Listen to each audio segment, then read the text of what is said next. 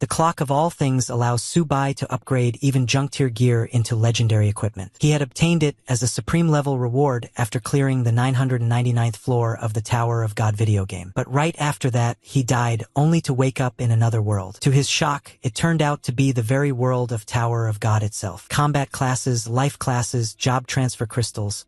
All of it was real here. Subai starts wondering if he has transmigrated into a parallel world where the Tower of God actually exists. Here, though, the tower has only been cleared up to the 99th floor. Subai feels this is exactly the kind of opportunity he wanted. If he is the one who cleared floor 999 in the game, then here he would be unstoppable. He thinks to himself that this must be the beginning of his peak life. Before he can get carried away, the teacher shouts at everyone to sit down quietly so they can receive their teleportation crystals. Once handed out, the teacher tells them to crush the crystal to begin their transfer and wishes them good luck and safe travels. The kids are hyped beyond belief, and even Subai admits to himself that he is quite excited. He crushes the crystal immediately. A notification greets him, welcoming him to the Tower of God. It says that personal information has been bound, data is being processed, and he should wait. Then another message dings, saying that the upload has failed, a pre-registered account has been detected, and it is attempting to log in. Subai feels his pulse race. If it can log into his old account, then he will be invincible. But soon another message arrives. The account information does not match, login has failed, and the system is attempting to clear data. Subai becomes furious. The thought of his old save file being deleted irritates him more than anything. And sure enough, in an instant, all his progress is erased. After the reset, he is welcomed once more to the Tower of God. He immediately recognizes the beginner town, the place where all new players gather to buy gear and supplies before stepping into the tower. While looking around, he receives another system message. Because he had cleared the 999th floor in the original Tower of God, he is being awarded the supreme artifact, Clock of All Things. He mutters in confusion to himself, wondering what exactly this is supposed to be. In the Tower of God,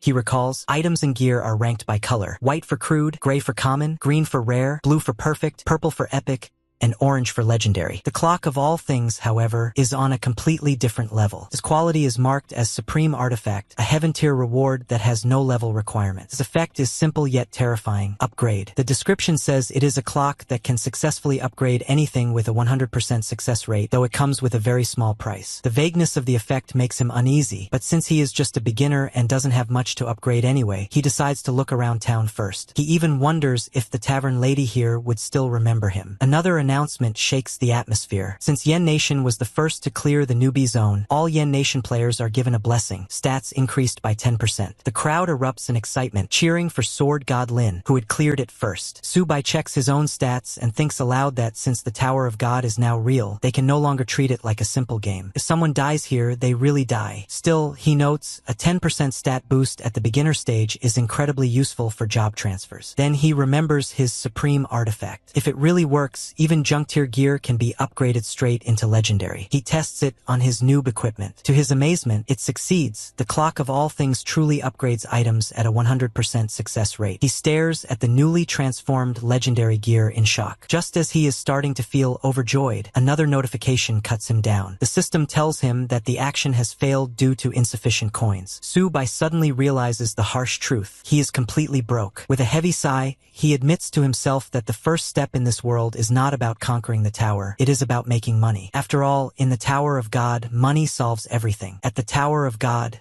beginners gathered in the thousands. The first announcement hit them like a hammer. Their beginner protection would only last 7 days. 7 days. Fail to change your class in that time, and you're expelled from the tower. That was why every newcomer's top priority was simple: level up fast and get a class change crystal. Some were even willing to buy one from others at ridiculous prices. The crystals were that valuable. Even so, countless beginners were eliminated every single year. Inside the tavern, Subai leaned closer to the counter. He told the tavern lady that he had a few cocktail recipes and wanted to know if she was interested. One of them, he explained, was called Rare Beast Blood Wine, a drink so addictive it would keep customers coming back again and again. The tavern lady gave him a sharp look. She warned him that he'd better not be joking. Subai calmly offered to sell the recipe for 5 gold coins. He promised there was no trick involved. After a moment's hesitation, she agreed. 5 gold was nothing if the recipe was real. Still, she warned him that if he was lying, he wouldn't survive the consequences. Subai wasn't worried. He knew the recipe was genuine. It was only a basic tier 1, and he had knowledge of far better recipes tucked away in his mind. 5 minutes later, gasps filled the tavern. The wine glittered in the glass like a glowing red crystal. Everyone stared, wide-eyed. Then the crowd went wild. People pushed and shoved, fighting to get a sip. Exactly the reaction Subai had expected. The tavern lady tried it herself. Her eyes lit up. She immediately asked how many recipes he had, saying she wanted every single one. Subai chuckled. He told her he had 5 recipes in total, and since they now knew each other, he'd give her a discount. 20 gold coins for all of them. The tavern lady grinned. She told him he was quite the man, and that she was starting to like him. 20 gold coins in a single deal. Considering 1 gold meant 100 silver, and 100 silver meant 10,000 copper, that was a small fortune. More than enough to upgrade the clock of all things again. And the deal didn't end there. The tavern lady even gifted him a premium quality dagger as a bonus. Subai pocketed it, satisfied. Then, without lingering, he decided it was time to move on. The tavern lady tells Subai that if he ever comes across rarer wine recipes in the future, she would be interested in buying them too. Subai replies that she can count on it for the sake of their old friendship. The tavern lady laughs and calls him a smooth-tongued kid. Without wasting more time, Subai decides to upgrade his weapon. The process eats up a lot of silver, but the stat boost is more than worth it. As long as he manages to change his class during the protection period, spending money early is the smartest choice. Wasting time on slow development is not an option. He pours his silver into upgrades and is rewarded with some incredible results. With stats like these, clearing the first floor of the Tower of God will be as easy as slicing through a watermelon. Out at the beginner zone's outskirts, chaos is already breaking out. Players are fighting over wild rabbits. Subai frowns. He wonders why they're crowding around a creature like that. To him, the rabbit looks too cute to even think about killing. On top of that, wild rabbits barely give any experience points. Not to mention they don't even drop copper coins. But when the other players notice him walking closer, they start shouting at him. They tell him not to go into that unguarded area because it's dangerous. Subai doesn't understand what they mean by unguarded area. And then, without warning, a snake bursts out. A wind serpent strikes at him in an instant. One of the players panics and yells for Subai to watch out and come back quickly. He shouts that it's a wind serpent, one of the most dangerous monsters for beginners. Subai only smirks. He mutters that a tiny serpent like this isn't even enough to get stuck between his teeth. With one swift strike, he kills it instantly. The crowd freezes in shock. They whisper in disbelief, asking how he could possibly kill a level 1 wind serpent so casually. Subai waves it off and says there was nothing difficult about it. It only took a flick of his hand. Still, the other players keep warning him. They remind him that if a wind serpent lands a critical hit, it can kill a beginner instantly. With their weak gear and low stats, none of them could survive it. Dying once in this world means being gone forever. Subai just tosses a few copper coins toward them and thanks them for the warning. He tells them to take care of themselves too. The players wish him luck as he walks away, though once he's gone, their tone changes. They whisper to each other about how reckless he is. One of them complains that he even tried to help Subai but got brushed off coldly. He mutters that Subai will probably be dead in 5 minutes anyway. Meanwhile, Subai pushes further outside the safe zone. He notes with satisfaction that there are far fewer players here. That's exactly what he wanted. Another wind serpent appears, but just like before, Subai cuts it down in an instant. This really was just like the game Tower of Gods. But leveling up through rabbits and wind serpents felt painfully slow. Subai realizes that if he wants real progress, he will need to kill more monsters and push through the first floor as quickly as possible. More wind serpents suddenly slither out from the grass, but he cuts them down one after another. Instead of feeling tired, he feels excited, almost playful. Hunting monsters like this was definitely faster, but the drop rate was still frustratingly low. Then, an announcement shakes the entire tower. Season 10 of Tower of Gods has officially begun. All first-time players will receive the tower's blessing. Kill records in the beginner zone have been reset. Luxurious rewards await the first killers. New players, give it your all and surpass the pioneers. The words make Subai pause. Season 10, so that meant the race had officially started. If that was the case,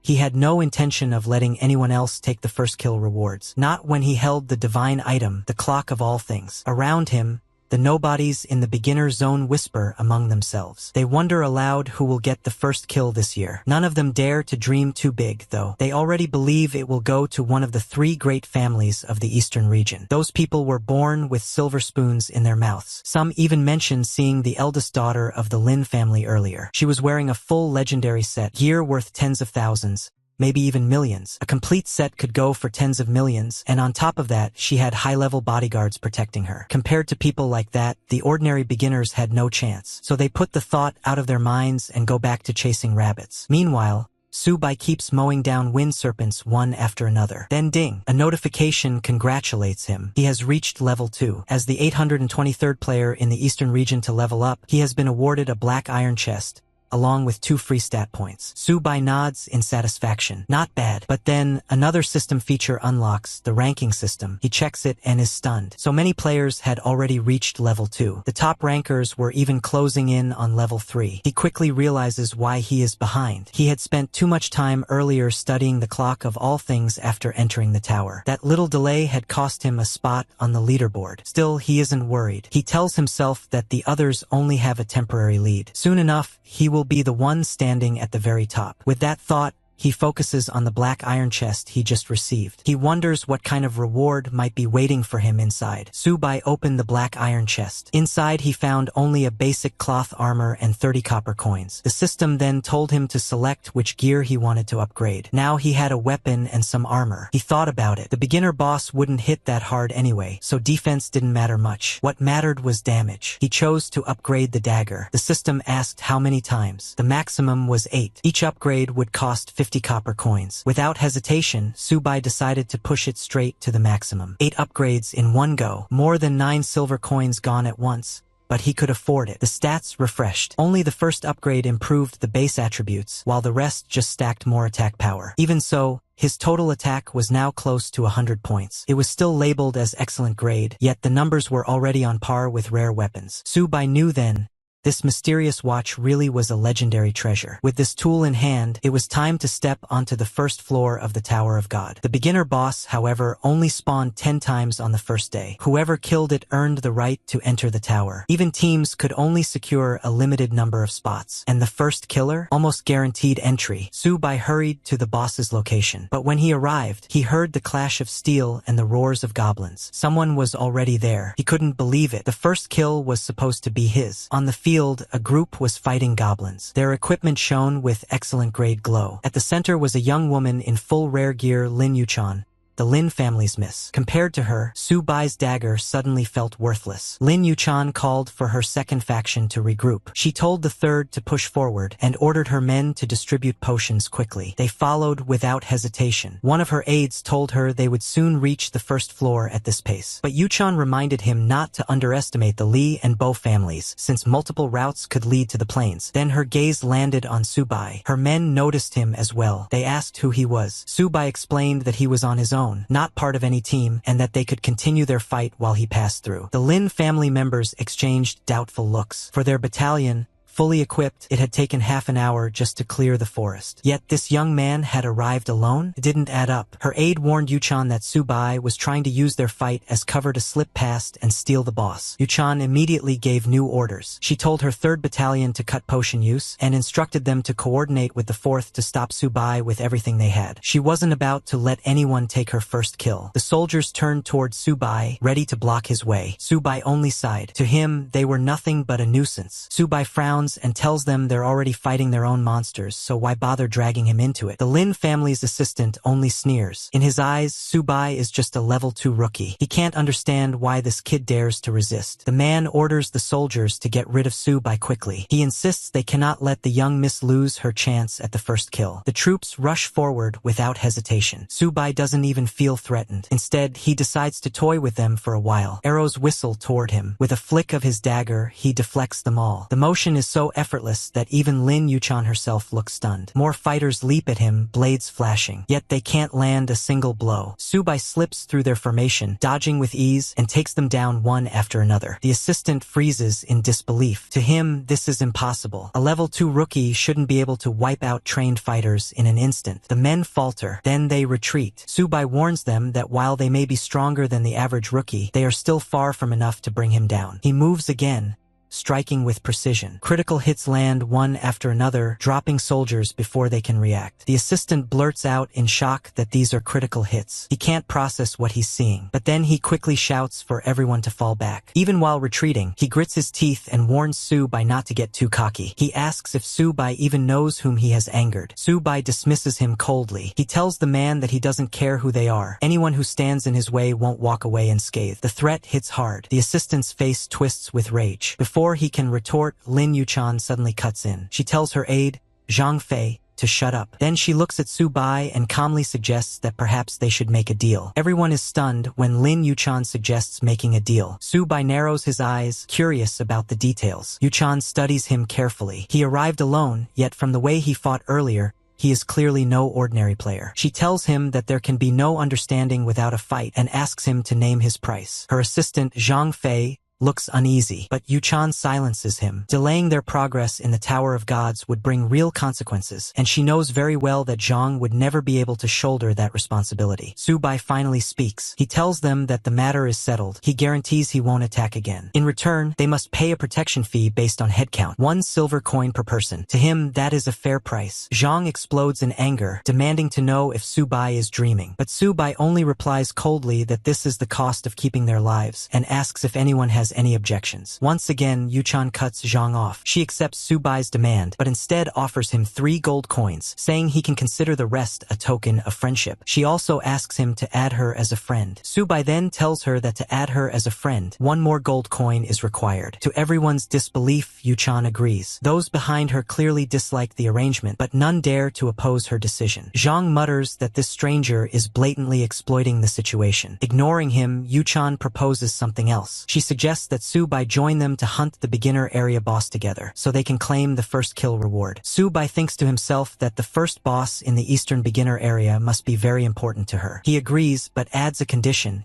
He will lead the group. This pushes Zhang over the edge. He snaps that Su-bai must be dreaming. Lin family elites trained since childhood have no reason to follow a mere level 2 rookie. Su-bai remains firm. If they want to kill the boss, they must follow his orders. Otherwise, he has nothing more to say. He won't let anyone slow him down. Yuchan surprises everyone by agreeing to his demand. Zhang, however, protests again. He reminds her that Su-bai is a stranger and not someone they can trust. But Yuchan dismisses his objection. She tells Su-bai that, while he may move freely, leadership is something she cannot hand over. Su-bai doesn't argue. He simply says that if that is the case, then there is no need to waste more words. He turns to leave. Yuchan calls after him, asking if he doesn't want to reconsider. She offers him 100 gold coins. Su-bai only replies that the first kill reward is worth far more than 100 gold, and he won't let them waste his time. Zhang sneers at his retreating back, saying that this man thinks he can break the world record for the first kill. To Zhang, it is nothing but a fool's dream. Yuchan secretly doubts him. A solo player? Even I can't guarantee success, let alone him. Meanwhile, Su-bai sits by a rock and calmly checks his notifications. Now that he's stacked with wealth, he decides to upgrade his gear immediately. He spends 1,650 silver to skip the waiting time. The silver vanishes, and his weapon shines with new power. His stats climb, HP now over 300. With this, he feels confident enough to face the beginner area boss. Back in the tavern, people gossip. Some comment that this year's rookies seem unusually active, and the first kill of the beginner area will probably be decided soon. The tavern lady wonders aloud whether Yen Nation can hold on to that honor, reminding everyone that last year, their guild held the first kill record up to the 9th floor before being overtaken by a super rookie from the Beacon Nation, an SSS class profession. With a sigh, someone says Yen Nation hasn't seen an SSS rookie since Lin the Eternal Swordsman. If even one appeared this year, it would be a miracle. At the cliff, Su-bai descends quickly. The thought of the first kill burns in his mind. He cannot afford to lose. But ahead, he notices a group already fighting monsters. For a moment, he thinks he's late, but then his sharp senses pick up something. The faint trace of energy concealment powder is a cheap trick, useful only against monsters of similar level. Against high-level bosses, it's worthless. Still, it's costly, worth millions,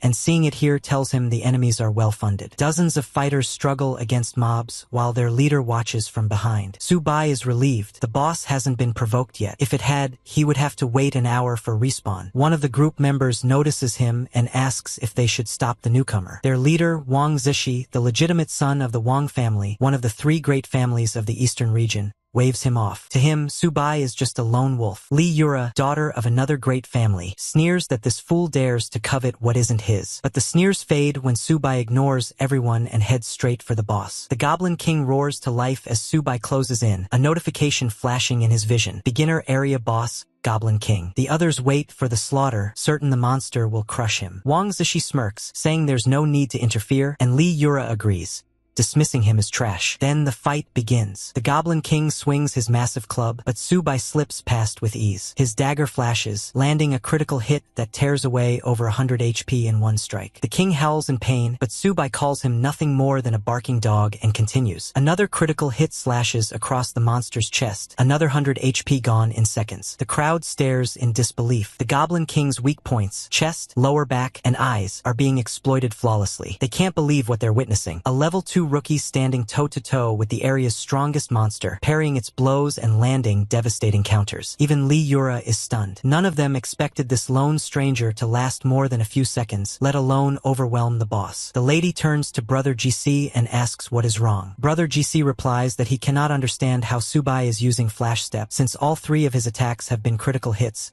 something that should not even be possible. Flash Step is a high-level technique that even top players rarely manage to use, so this sight leaves everyone unsettled. They begin debating what to do next, wondering if they should take him down right away. But Brother GC tells them not to rush. No matter how strong Subai looks, there is no way he can finish the boss in a single strike. He reminds them of the mantis and cicada proverb, saying that they should wait until Subai is nearly at his limit, then strike when the opportunity is perfect. Meanwhile, Subai continues the fight with the Goblin King. He tells himself that defeating this opponent will be no harder than chopping vegetables. The monster swings at him again, but Subai answers with another precise slash that lands as a critical hit. He remarks mockingly that screaming will not help the Goblin King, and then strikes at its kidneys. The monster howls in pain, but this time the roar sounds different. Subai quickly realizes the boss might be summoning reinforcements. The other spectators soon notice it too. Just when they thought the battlefield was almost cleared, more goblins begin to appear. The lady points out that the boss has summoned goblin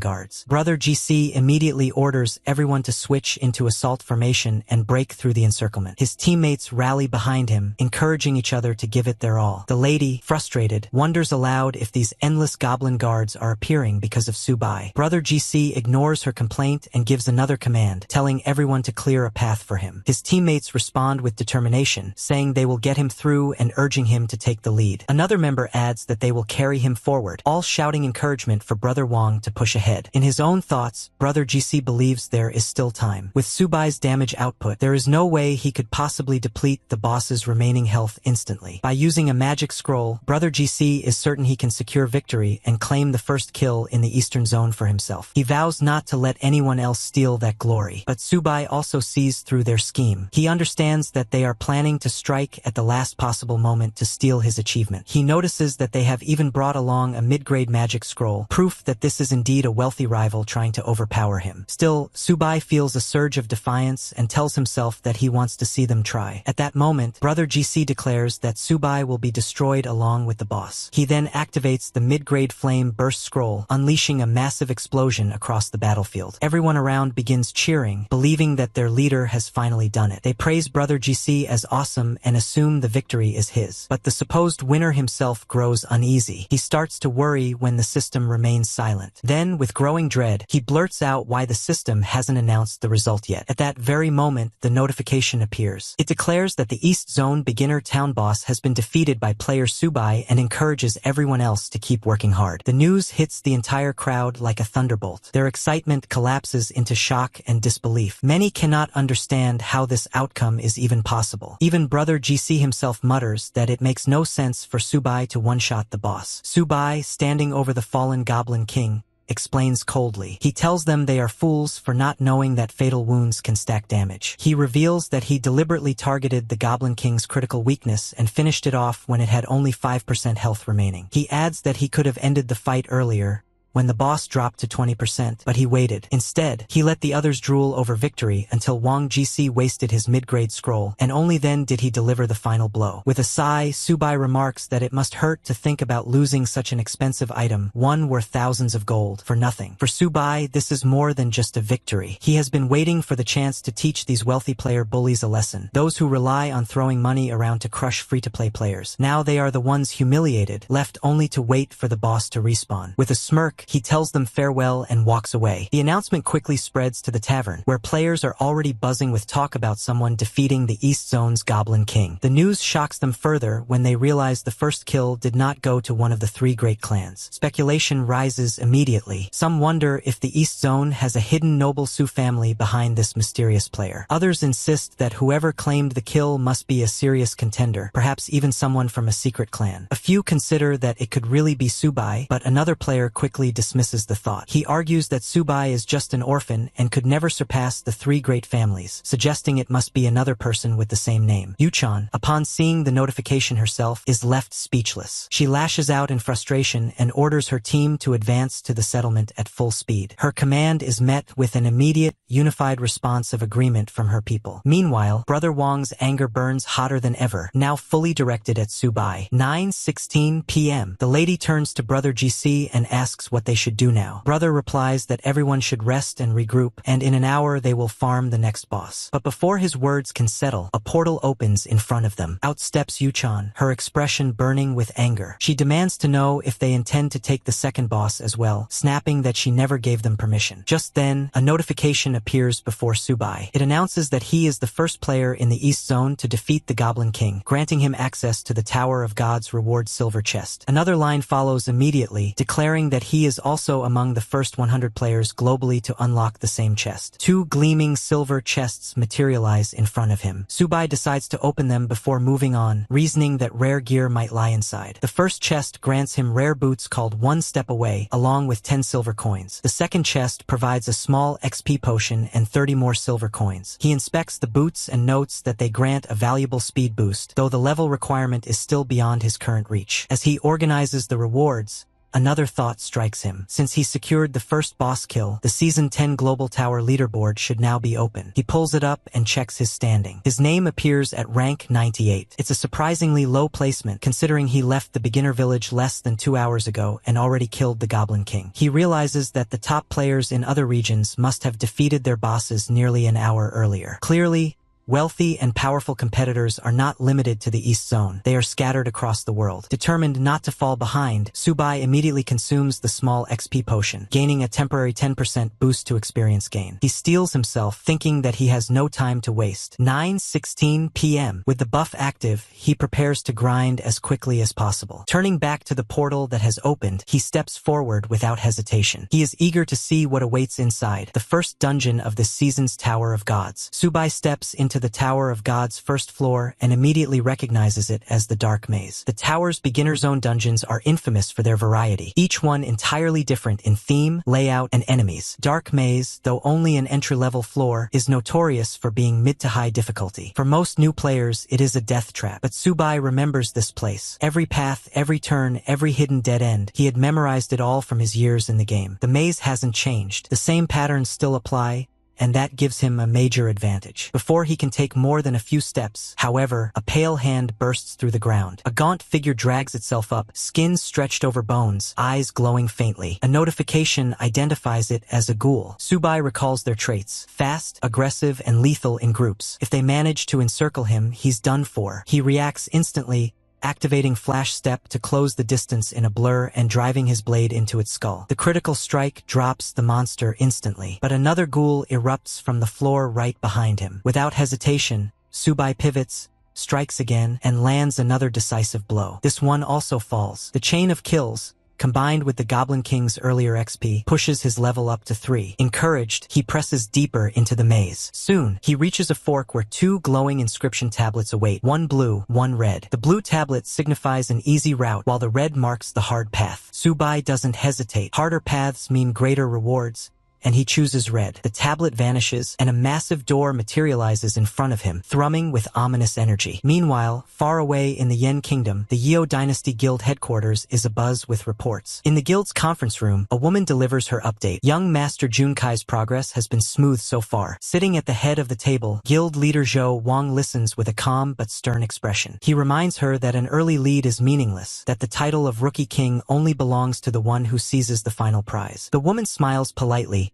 insisting that with Zhou Wang's careful arrangements, young Master Junkai is all but guaranteed victory this season. But her words ignite the leader's fury. He roars at her, calling her a fool, warning that the Rookie King is not a title that can be inherited or bought. Every past king carved their name with blood and survival against overwhelming odds. One of the guild's assistants bows his head, agreeing with the leader's criticism. Zhou Wang exhales slowly, temper cooling. He admits softly that he only hopes his son will not disappoint him. Back in the maze, Subai's situation grows harsher. Ghouls continue clawing up from the floor, their shrieks echoing through the darkness. They try to encircle him, lunging from every direction, but Subai stays sharp, cutting them down one by one before the trap can close in around him. So far, Subai's critical hits have been carrying him well. In less than half an hour, his kill count has stacked up, and the tower's generous experience rates keep pushing him forward. After finally clearing a room full of ghouls, something unusual catches his eye. A gray tablet half hidden against the wall. It marks a hidden chamber. Picking the hard route has paid off, and this is his bonus. He decides to go inside. The moment he enters, more ghouls surge out of the ground,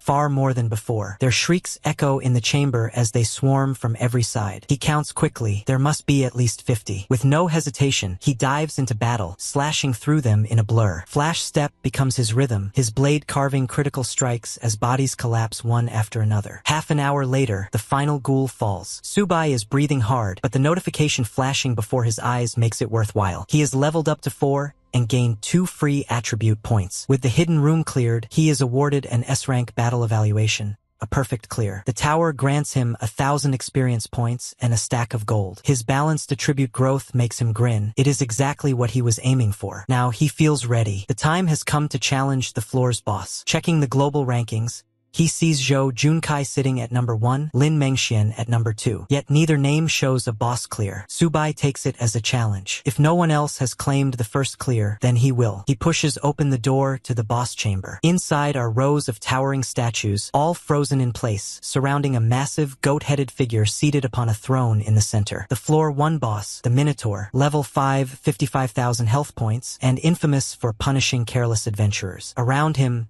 ghouls begin to rise, moving to intercept. Subai wastes no time. He uses flash step to cut through the fodder instantly, his focus locked solely on the boss. The Minotaur rises slowly, silent and imposing, axe in hand. Just like in the game, it exudes an oppressive aura. Subai hurls his sword at it, testing its defenses, but the boss does not fall for the trick. A thunderous roar follows. A violent wind blasts across the chamber, shaking the floor and rattling the walls. Even the statues along the sides begin to move, stone dragons tearing free from their pedestals to join the fight. Instead of fear, Subai feels his blood pumping. The fight has finally become worthy. The Minotaur swings its axe in a devastating arc. Subai leaps high, using a gap step to avoid the crushing strike, and drives a critical blow against the beast's shoulder. The hit lands, but the boss's massive health bar barely shifts. Only a sliver disappears, a mere 150 points gone. And the real battle has only just begun. The Minotaur lashes out, its massive axe slashing towards Subai. He sidesteps with flash gap, unfazed, and turns the momentum against the boss and its stone minions. The beast stomps the ground, triggering a glowing magic circle. Flames burst outward as the Minotaur activates its signature skill, Bull Charge, and rushes forward with incredible speed. Subai is caught off guard by how quickly the skill has been used, but he regains his composure instantly. He vaults into the air with flash step, avoiding the charge, and drives his blade down in a vicious strike. The hit lands cleanly, this time tearing away a full 1,000 points of the Minotaur's health. The statues surrounding the chamber close in, sensing an opening while Subai is locked against the boss. But he cuts through them in a blur, turning their ambush into free experience. A new notification flashes. Level up,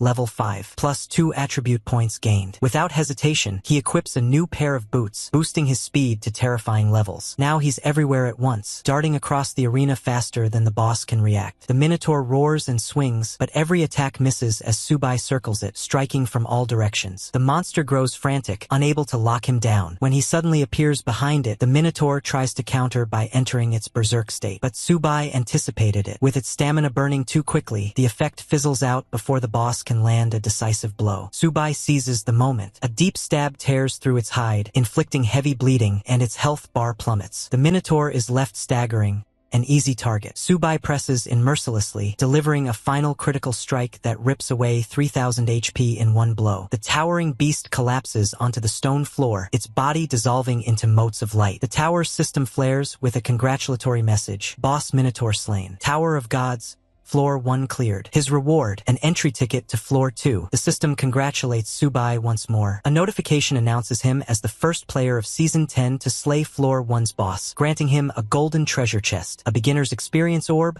and gold coins. For him, this pace is acceptable, neither too slow nor rushed. In the past, he would have cleared a floor in half an hour just to move on. But this season, he knows resources and experience are worth more than raw speed. Elsewhere, a massive explosion rocks the battlefield of the Zhou dynasty. Junkai, armed with his father's perfect-grade weapon, the 10,000 Calamities Annihilation Cannon, remarks on its destructive power. The weapon is brutally effective, though costly to use. Confident, he prepares to continue his bombardment until a sudden notification freezes him mid-action. The system declares that player Subai has broken the first clear record, officially clearing Floor 1 and securing the Yen Kingdom's first victory in the Tower of Gods. Junkai is stunned, his disbelief quickly boiling into rage. To him, the idea that someone managed a clear in under an hour, 58 minutes and 59 seconds is absurd. He insists it must be cheating. Word spreads quickly across the global leaderboards. Subai's name flashes to the top, not only for the tower but also for the beginner zone rankings. Players everywhere are shaken. Many question whether such a time is even humanly possible, while others marvel at the appearance of a newcomer this strong. Comparisons are immediately drawn to Li Jiangxian, the last terrifying prodigy the Yen Kingdom had produced long ago. Excitement spreads.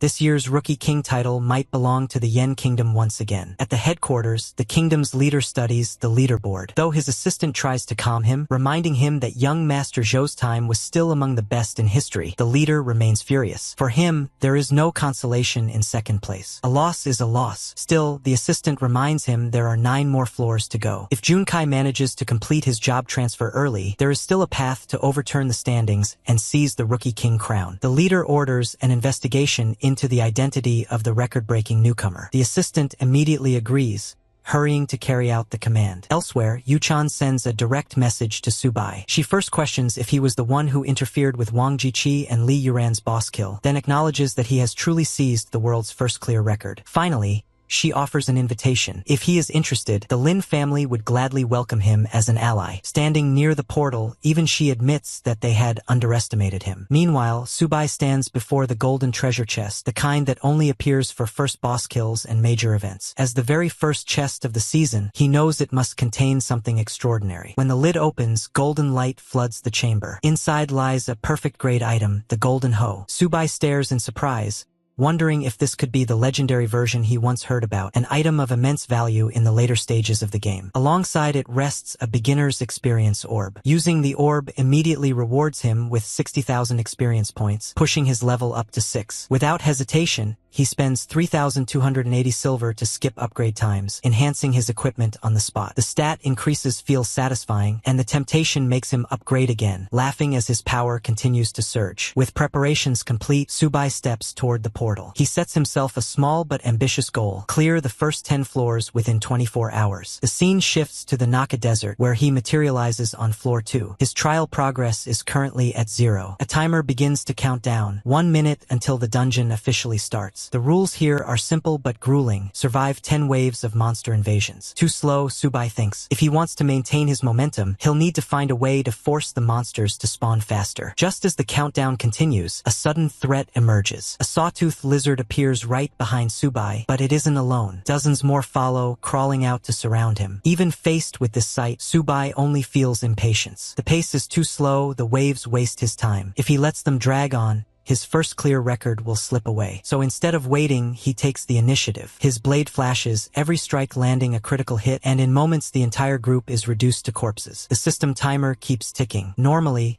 surviving the wave should take 10 minutes, but Subai finishes in less than 2. Another surge of monsters pours out from the portal, but he dismisses them as still too slow. To accelerate the trial, he activates one step away. Since fate had given him such a glorious restart, he vows to push beyond every limit he once knew. Each monster falls to a single blow, and he declares that he will break all the records from his past life. Moving with relentless speed, he tears through Wave 2, Wave 3, Wave 4, and Wave 5 without pause. At last, he steps into the boss chamber of Floor 2. Waiting there is the little werewolf, growling with challenge. Subai hardly considers it a threat. He simply wants it to die quickly and not waste his time. With one strike of steel flash, the creature collapses. The clear notification rings out, awarding him a Floor 2 entry ticket to proceed to the next level. Laughing to himself, Subai turns toward the reward waiting at the center of the chamber, another golden treasure chest. He opens it eagerly, and as expected of a perfect clear chest, brilliant light spills forth. Inside rests a piece of perfect grade equipment, linked purple gold armor. He upgrades it once,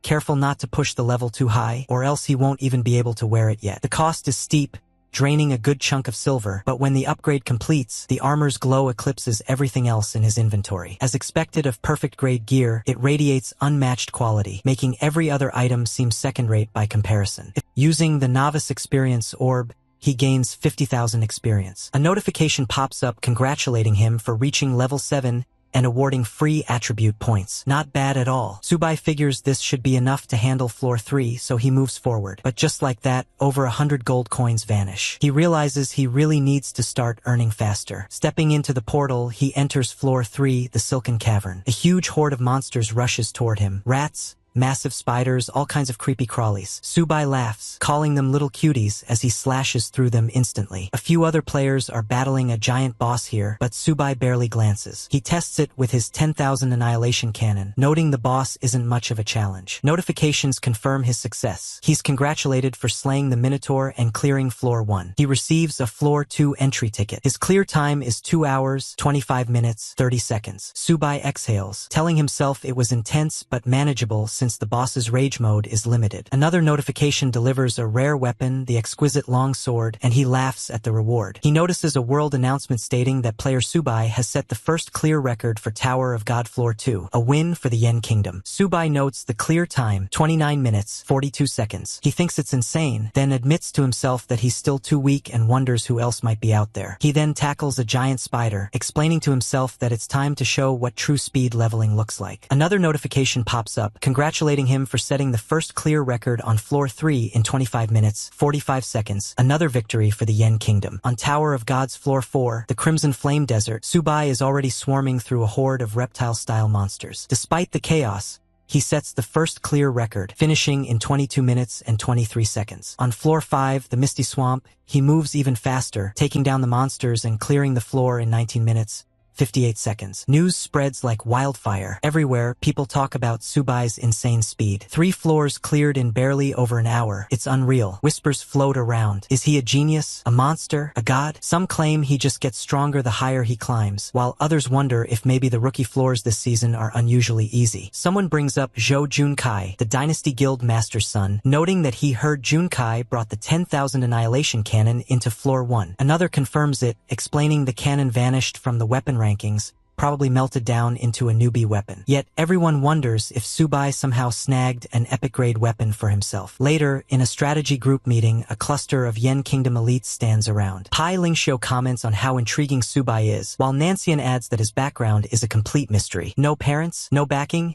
and at school, his combat class scores were unremarkable. Pai Lingxiu wonders aloud if Subai might have discovered something extraordinary in the tower. Nancian points out that even for the first-tier strategy group, epic-grade gear is incredibly rare. Only about 10 exist across the entire Yen Kingdom. She teases that Subai must have some nerve, being one of the top 5 assassins and already coveting a kid's weapon. Another member notes it's easy for her to say, considering she wields the silk-tasseled Fire Phoenix Spear, while most in the group don't even have a full set of perfect-grade gear. The discussion escalates until the strategy group captain, Su Kong, steps in, frustrated, telling everyone to calm down. Captain Kong tells the group that if Subai comes out without pulling an S-rank or higher job transfer crystal, they should try to buy his epic weapon. But if he does pull one, they'll invite him for a strategy group trial. One of the members cautions the captain, saying the second-tier team is essentially a reserve squad, and that newcomers should start in the rookie squads first. Only if they perform well should they move up to the third-tier team. Kong interrupts, saying that the rookie squads these past 2 years haven't produced much. If Subai can become rookie king, there's no harm in cultivating him. The member opens his mouth to argue, but Kong simply walks off, declaring the matter settled. Nancian is reminded to worry about her own progress. If she can't make her second transfer this month, she might roll down to the second-tier team. Meanwhile, through another portal, Subai checks his character attributes. He notes that his luck isn't bad. Every level up gives him 8 random stats, but upgrading gear is draining him. Each upgrade now costs about 13 gold, and with only 300, he can't afford many. Clearing floor 10 will net him roughly 500 gold, and claiming the Rookie King title adds another 200. Still, he worries about where he'll get more money. He's basically broke. Then he remembers Lin Yuchan's messages. She'd asked if he was the one who sniped Wang Jaisai's boss, congratulated him on the first clear record, and offered cooperation. The Lin family is willing to welcome him as a guest retainer, even offering a 20 million annual contract, later raised to 30 million. They'd already transferred 100,000 in real currency to his account, calling it a red packet in case the deal didn't work out and apologizing for chasing him earlier. After reviewing the messages,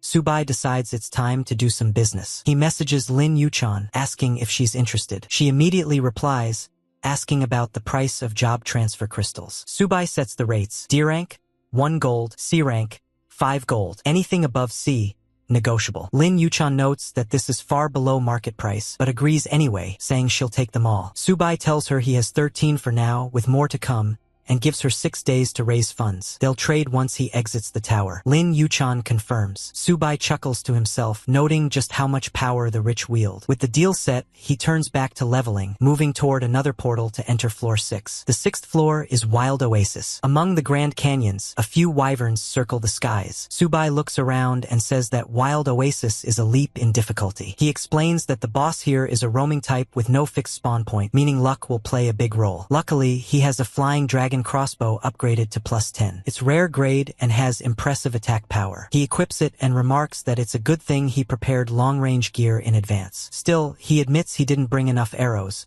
so he will need to use them sparingly if he wants to keep up his pace. With the great grade crossbow in hand, he moves forward. Soon, a monster comes flying straight at him. For Subai, this is the perfect chance to test his new weapon. The creature is down before it realizes what's happening. One after another, the monsters try to strike from different angles, but his bolts hit with sharp accuracy, taking them out instantly. When a few sneak up behind him, Subai reacts immediately. He spins and lands precise shots in a full sweep, clearing them as well. Once the area is quiet again, he nods in approval. He says that the weapon's effect is solid, and the arrows can even be reused if he's careful. That should be enough to last him at least 2 or 3 more levels. Feeling satisfied, he adds that he will sell it to Lin Yuchan when the opportunity comes. He then recalls that the boss should be wandering north along the water source. He follows the stream and hears the sound of rushing water. Smiling, he says that it must be the river. But instead of the boss, he finds a group of amphibious monsters waiting for him, Murlocs. They are ordinary but dangerous, each at level 9 with 70 attack, 45 defense, and 400 HP. Their skills include bite and fish shoot. The moment they notice him, the fight begins. Before the Murlocs can launch a single attack, Subai's bolts cut them down in rapid succession. The ambush is so sudden that they have no chance to respond. When the last one falls, the loot drops onto the ground, 20 copper coins, and, most importantly,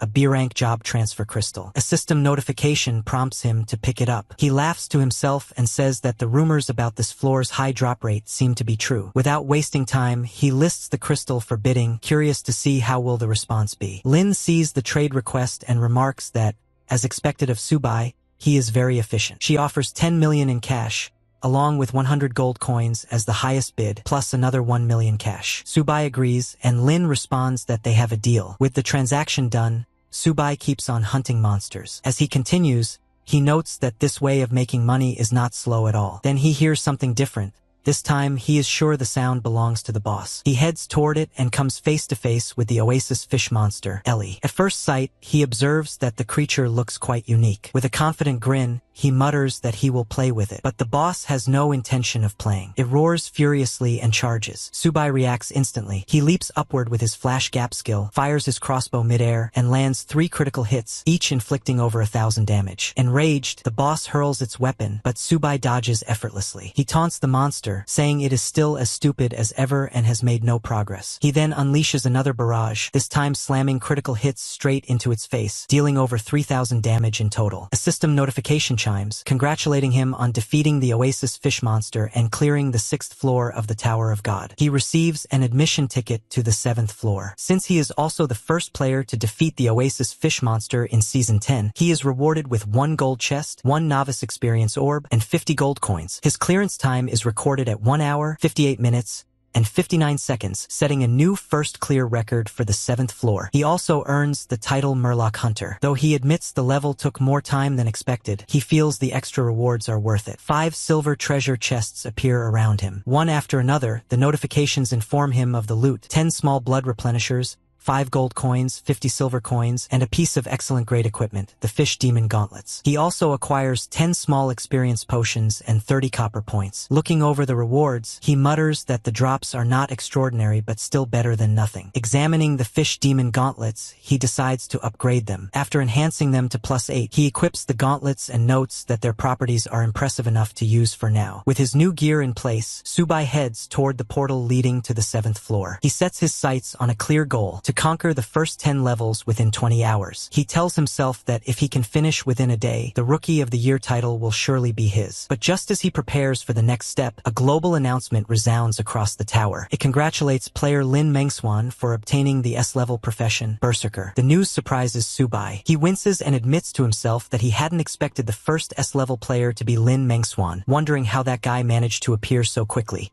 People everywhere start talking about Lin Mengswan. Many wonder whose eldest daughter she is, since the Lin family from Beijing already has a Lin Mengswan who married Li Jianxian. That Li Jianxian is an invincible figure, ranked #1 in the world. When the news spreads, most players can't believe their eyes. From their perspective, Lin Mengswan has the potential not only to become Rookie of the Year, but maybe even surpass future competitors. After all, someone who climbs to the very top can sometimes outshine even the current first place. If even the second-ranked player can't deal with such a person, then what hope do the rest have? The shock grows when people realize this Lin Mengswan is actually Li Jianxian's future daughter-in-law. That connection makes her rise even more intimidating, because it means Li Jianxian's power and influence will likely back her up. Still, it feels impossible. Subai has already reached the 7th floor, yet she hasn't cleared past the 3rd. But with her pre-job change completed, her combat power will increase dramatically. By the time she reaches level 10, her strength will be undeniable. Some players speculate further. One woman points out that Li Jianxian must have prepared big tricks for her, because there's no way he wouldn't. Another guy agrees,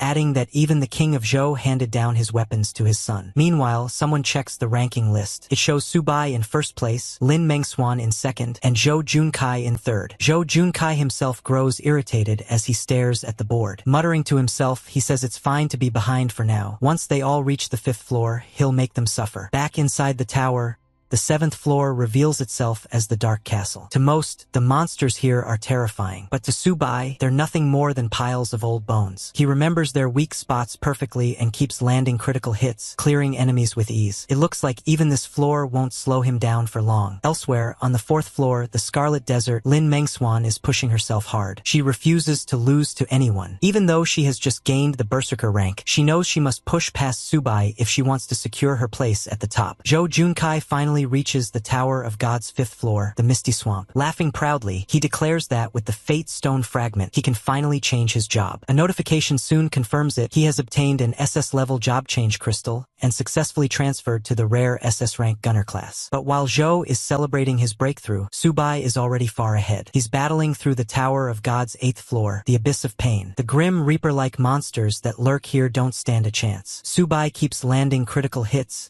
shattering their bones one after another. He even mocks them, laughing as he points out how useless they are since they're nothing more than bone monsters. At this point, only 2 more floors remain before he reaches his goal. Meanwhile, Lin Mengswan, holding 2nd place, is still stuck on the 6th floor. Determined, she tells herself that she will catch up to him no matter what. But fighting the monsters here is no easy task. She realizes she's wasted too much time in the oasis and pushes herself harder, desperate to close the gap. By now, Subai has already entered the 9th floor, Nightmare Town. The place disgusts him. The monsters, the atmosphere, everything feels rotten. He grumbles about how he doesn't even want to stay here longer than necessary, so he rushes forward, clearing enemies as quickly as possible. While Lin Mengswan struggles her way into the 7th floor, Subai pushes straight into the 10th Nightmare platform. There, he finally comes face to face with the floor boss, Nightmare Harms. Subai doesn't waste time. He calls it the Little Nightmare and says this is the final hurdle standing between him and the Rookie King title. The monster roars back, unwilling to tolerate his mockery. But Subai isn't interested in playing around. He charges in, striking directly at its kidneys, forcing the boss to stagger. Nightmare Harms tries to grab him, threatening punishment for daring to desecrate the Nightmare's domain. Subai just scoffs, kicking its hand away in midair. He mocks the boss, saying that trick didn't work before and won't work now, before finishing with a ruthless strike, telling the monster its rightful place is in hell, not standing in front of him. With one massive strike, Subai finally takes down the boss. The monster lets out a pitiful cry, insisting that nightmares are supposed to be invincible and wondering how it could possibly be defeated by a mere young man. Almost instantly, a wave of notifications fills Subai's vision. He is congratulated for breaking the first kill record, clearing the 10th floor of the Tower of God, and securing yet another victory for the Yen Kingdom players. His clear time is recorded at 54 minutes and 23 seconds. The system also announces that he is the very first player this season to conquer the 10th floor. As a reward, he receives a random SSS-level job transfer crystal and, at last, the long-awaited Rookie King title. The title boosts monster hunting experience by 100%, passively increases all attributes by 20, and remains valid until the start of the next season. Subai can't help but feel delighted. He remarks to himself how he has finally achieved both the SSS-level crystal and the Rookie King title, something he never managed to obtain even after clearing 999 levels in his previous life. Looking ahead, he notices the line of gleaming gold treasure chests waiting for him. He decides to open 5 at once, hoping for something worthwhile. From the first,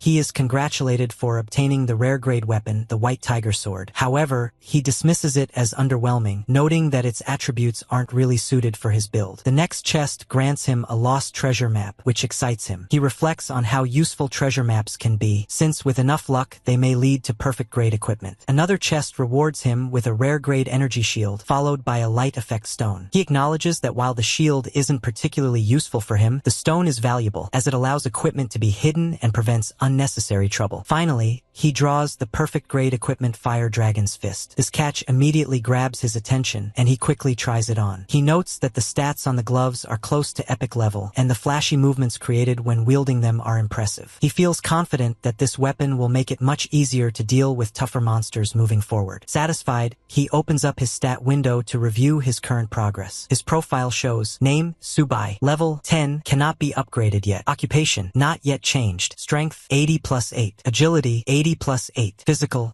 80 plus 8. Spirit, 80 plus 8. Health, 880. Constitution multiplied by 10. Subai checks his stat window once more. His magic value is 880, calculated from spirit multiplied by 10. His physical attack comes out at 176, strength multiplied by 2, while his magic attack is also 176, spirit multiplied by 2. His equipment slots look stacked. The Clock of All Things, a supreme artifact, Fire Dragon Fist plus 1, perfect grade, Chain Purple Gold Armor plus 1, perfect grade, Flying Dragon Crossbow plus 1, perfect grade, Exquisite Dagger plus 8, excellent grade, and One Step Away, rare grade. His constitution sits at 10 times the base, and to top it off, he also has the Fire Dragon Belt plus 1, perfect grade, Chain Purple Gold Tube plus 1, perfect grade, Flying Dragon Crossbow plus 10, and an Exquisite Lantern Sword plus 8, excellent grade. Looking at all this, he grins and tells himself that, with these stats, upgrading through the Clock of All Things will turn his punch into something deadly. He then decides to clear out the remaining 30 or so silver treasure chests, mostly to exchange for money. The notifications keep rolling in: congratulations for receiving exquisite swords, an iron sword,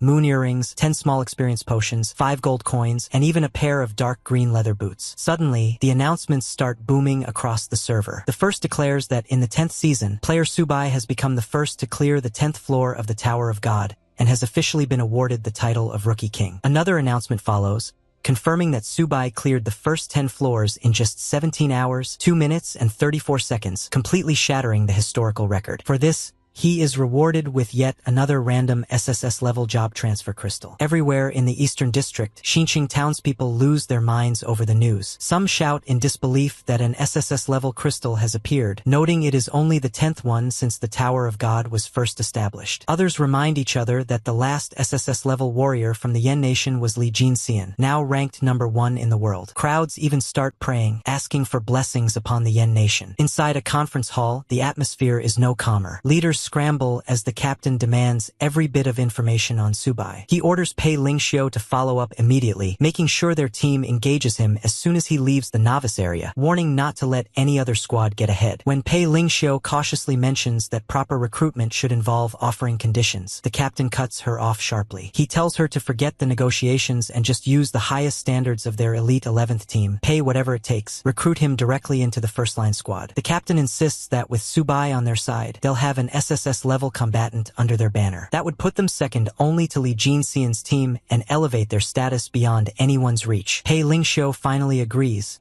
privately thinking that the captain is right. She looks forward to shutting down the arrogant mockery they've endured from the 5th and 6th teams once and for all. At the beginner's tavern, people are chatting restlessly. One person brings up how Subai still hasn't changed his job yet. Another agrees, pointing out that to achieve such results without switching classes means his strength is terrifying. A few wonder why he refuses to change jobs at all and ask if he might return to Novice Town. They admit they'd love to see it for themselves. While they are talking, the tavern door suddenly bangs open. The crowd panics and shouts at whoever dares to act so reckless. But when they realize it's Subai carrying an enormous bag, everyone freezes. No one dares to mess with him. Some whisper that he must be insane, certain the boss lady will beat him half to death for barging in like that. Others back the thought, saying anyone foolish enough to tease her usually ends up dead on the spot. To their shock, the tavern lady doesn't get angry at all. Instead, she praises Subai for being efficient and even seems genuinely happy to see him, showing no ill will. Subai then tells her to bring him a cup of falling star. The boss lady laughs softly and says he must be good at drinking, since that recipe is her exclusive specialty. The onlookers grow uneasy, whispering among themselves and wondering just who this guy really is. They cannot understand how the boss lady is tolerating someone who kicked her door open. Yet she even praises the harvest he has brought in. She sniffs the bag and, true to her werbeast senses, immediately notices there is something extraordinary inside. Still, she warns him that no matter how sweetly he talks, there will be no discounts, 1 gold a cup and no credit. As Subai drinks, he notices a notification that a cup of falling star increases all attributes by 1 point. The boss lady shakes her head and sighs that he doesn't even appreciate the rarity of what he's consuming, comparing him to a cow chewing on a peony. 11:15 a.m. After finishing, Subai stretches tiredly and tells Sister Dana to arrange a private room upstairs for him since the day has worn him out. Just then, another figure enters and everyone is shocked to see Lin Yuchen walk in. She herself feels relieved, thinking how fortunate it was that she hadn't escalated their earlier conflict. Otherwise, she fears the outcome would not have been good. Subai greets her casually, saying he had been expecting her. Lin Chuan,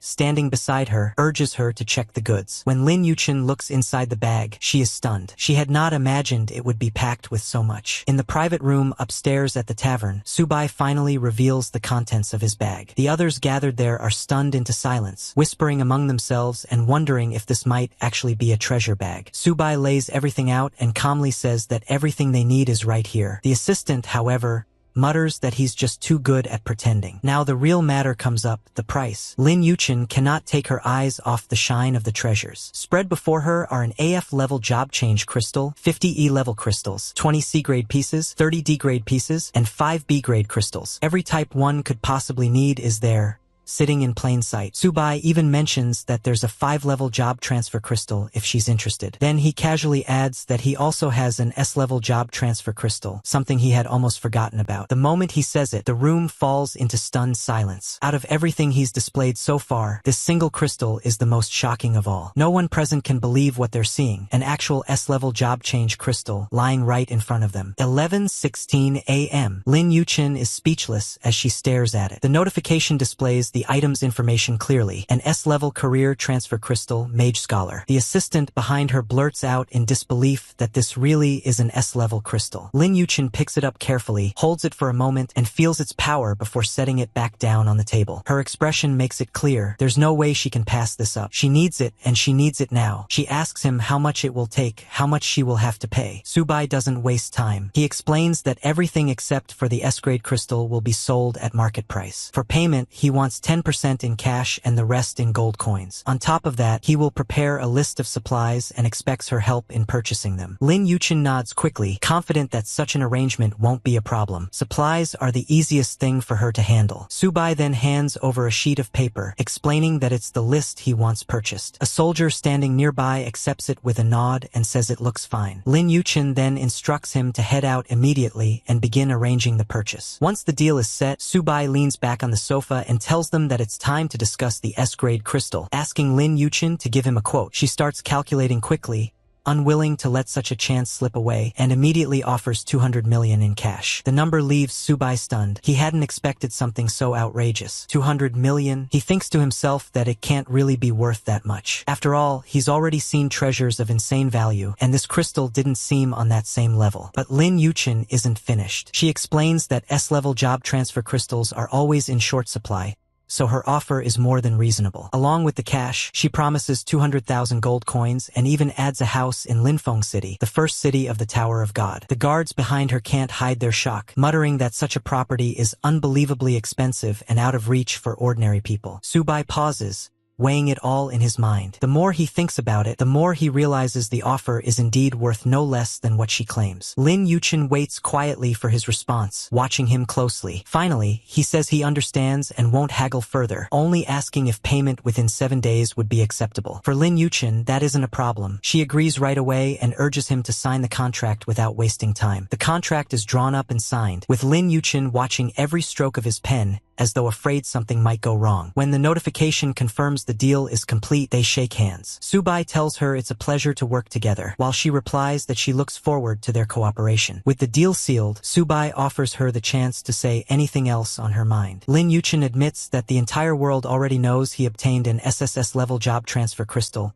and tells him that the Lin Group would gladly welcome him. But Subai only waves it off, saying they can talk about it later, since he has no intention of changing jobs right now. This response puzzles Lin Yuchen. She wonders why he wouldn't switch jobs immediately, asking herself if he isn't worried that someone might come and steal it. Subai simply laughs it off, saying he has his own plans, and then excuses himself to return to his room and rest. 11:17 a.m. Meanwhile, the tavern buzzes with gossip. The regulars whisper that this is the first time they've seen the Lin family's eldest daughter act so gentle with anyone, and they speculate about who the mysterious man might be. Some suggest it could really be Subai, but others dismiss the idea, pointing out that someone who cleared the 10th floor of the Tower of God wouldn't be wandering around in beginner's gear. Subai, overhearing the chatter as he walks away, can hear them gradually realizing the truth. Some recognize him outright and exclaim that it really was Subai just now. Still, many remain doubtful, arguing that a player of his level should be draped in luxurious equipment, not dressed more poorly than an ordinary adventurer. Others counter that strong players often hide their identities on purpose, so it makes sense. Even the boss lady joins in, scolding him in absentia. She complains that because of Subai, she's now facing all sorts of trouble that's affecting her business, and insists he must be held accountable. The boss lady heads towards the room where Subai is sleeping silently. She first looks at him and thinks to herself that he is hiding here to sleep. Then, she steps closer and kicks him lightly. Subai, still half asleep, asks in a drowsy voice why she is there and why she is being so loud. The boss lady puts her face close to his and tells him that she cannot do her business properly because of him. She also asks if his name is Nana and warns that he had better find a way to fix the mess downstairs, or else she will kill him. Subai, however, still wonders if Nana is really her name. Then,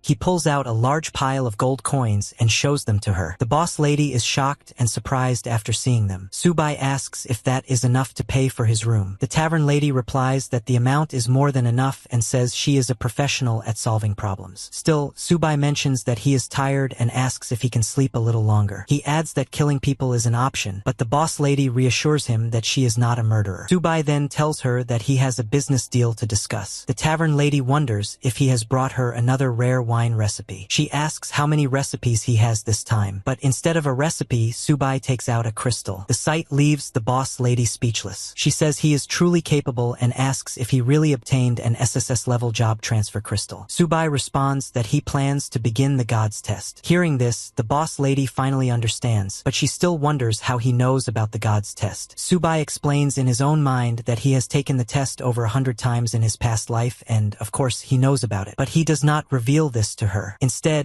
he simply tells her that she does not need to know the details, only to answer his question whether he is qualified. The boss lady explains that the crystal itself is the certificate for entering the test of gods. She says that inside, he cannot gain any gold coins or equipment. There is only one reward, the hidden profession crystal. But she also wants to confirm if Subai is completely certain about participating, because once he enters, the crystal will be consumed and he only gets one chance. Subai thinks about how he failed more than 100 times in his previous life, but this time he is determined not to fail. He tells the boss lady that he is absolutely certain about his decision and asks her to schedule the test. This leaves her speechless, and after a pause, she mutters that if he wants to die, she won't stop him. Subai calmly replies that she does not need to worry, since he has a long life ahead of him and he will not die here. At that moment, the crystal in his hand begins to crack apart. The boss lady takes the crystal and says that they are about to begin. A system notification appears, declaring that the God's test has begun, and asks if he wants to enter. It also warns that once he enters, there will be no turning back, so he should consider carefully. A huge magic circle suddenly forms beneath the tavern lady. She once again tells Subai that it is not too late to regret his choice. Subai asks her when she became so talkative, reminding her that she usually was not like this. Hearing this,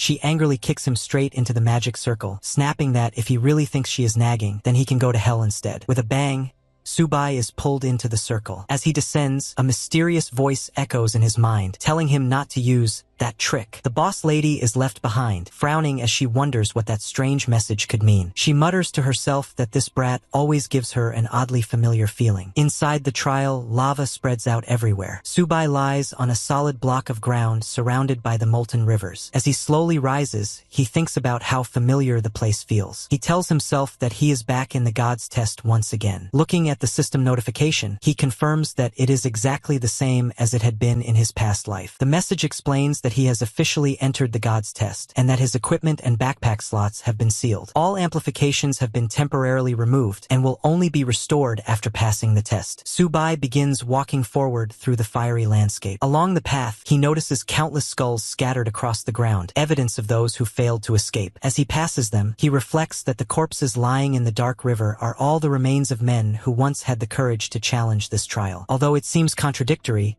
it is true. Those brave ones are exactly what he came here to surpass. And in this life, he tells himself it will not end the same way. Subai checked his stat window again and sighed that the bonuses from weapons and equipment were almost non-existent, and even his backpack was sealed. His name was displayed as Subai. His level remained fixed at 10, unchangeable. His occupation had not yet been altered. His strength, agility, physical, and spirit stats all showed at 100. His health stood at 1,000, calculated as Constitution times 10. His magic value was also 1,000 from Spirit times 10. His physical attack was listed at 200, calculated as Strength times 2, and his magic attack was the same, Spirit times 2. His gear consisted only of a novice longsword, rough, a novice shortsword, rough, and a beginner's tunic, rough. Even so, Subai reminded himself that at least the golden shovel he had obtained earlier was not sealed by the system. He pulled it out, gripping it firmly in his hands. A new notification flashed before him, warning that a large wave of crypt demons was approaching. All players were instructed to prepare for battle. A countdown appeared, starting at 59 seconds, quickly dropping toward 55. Subai readied his stance,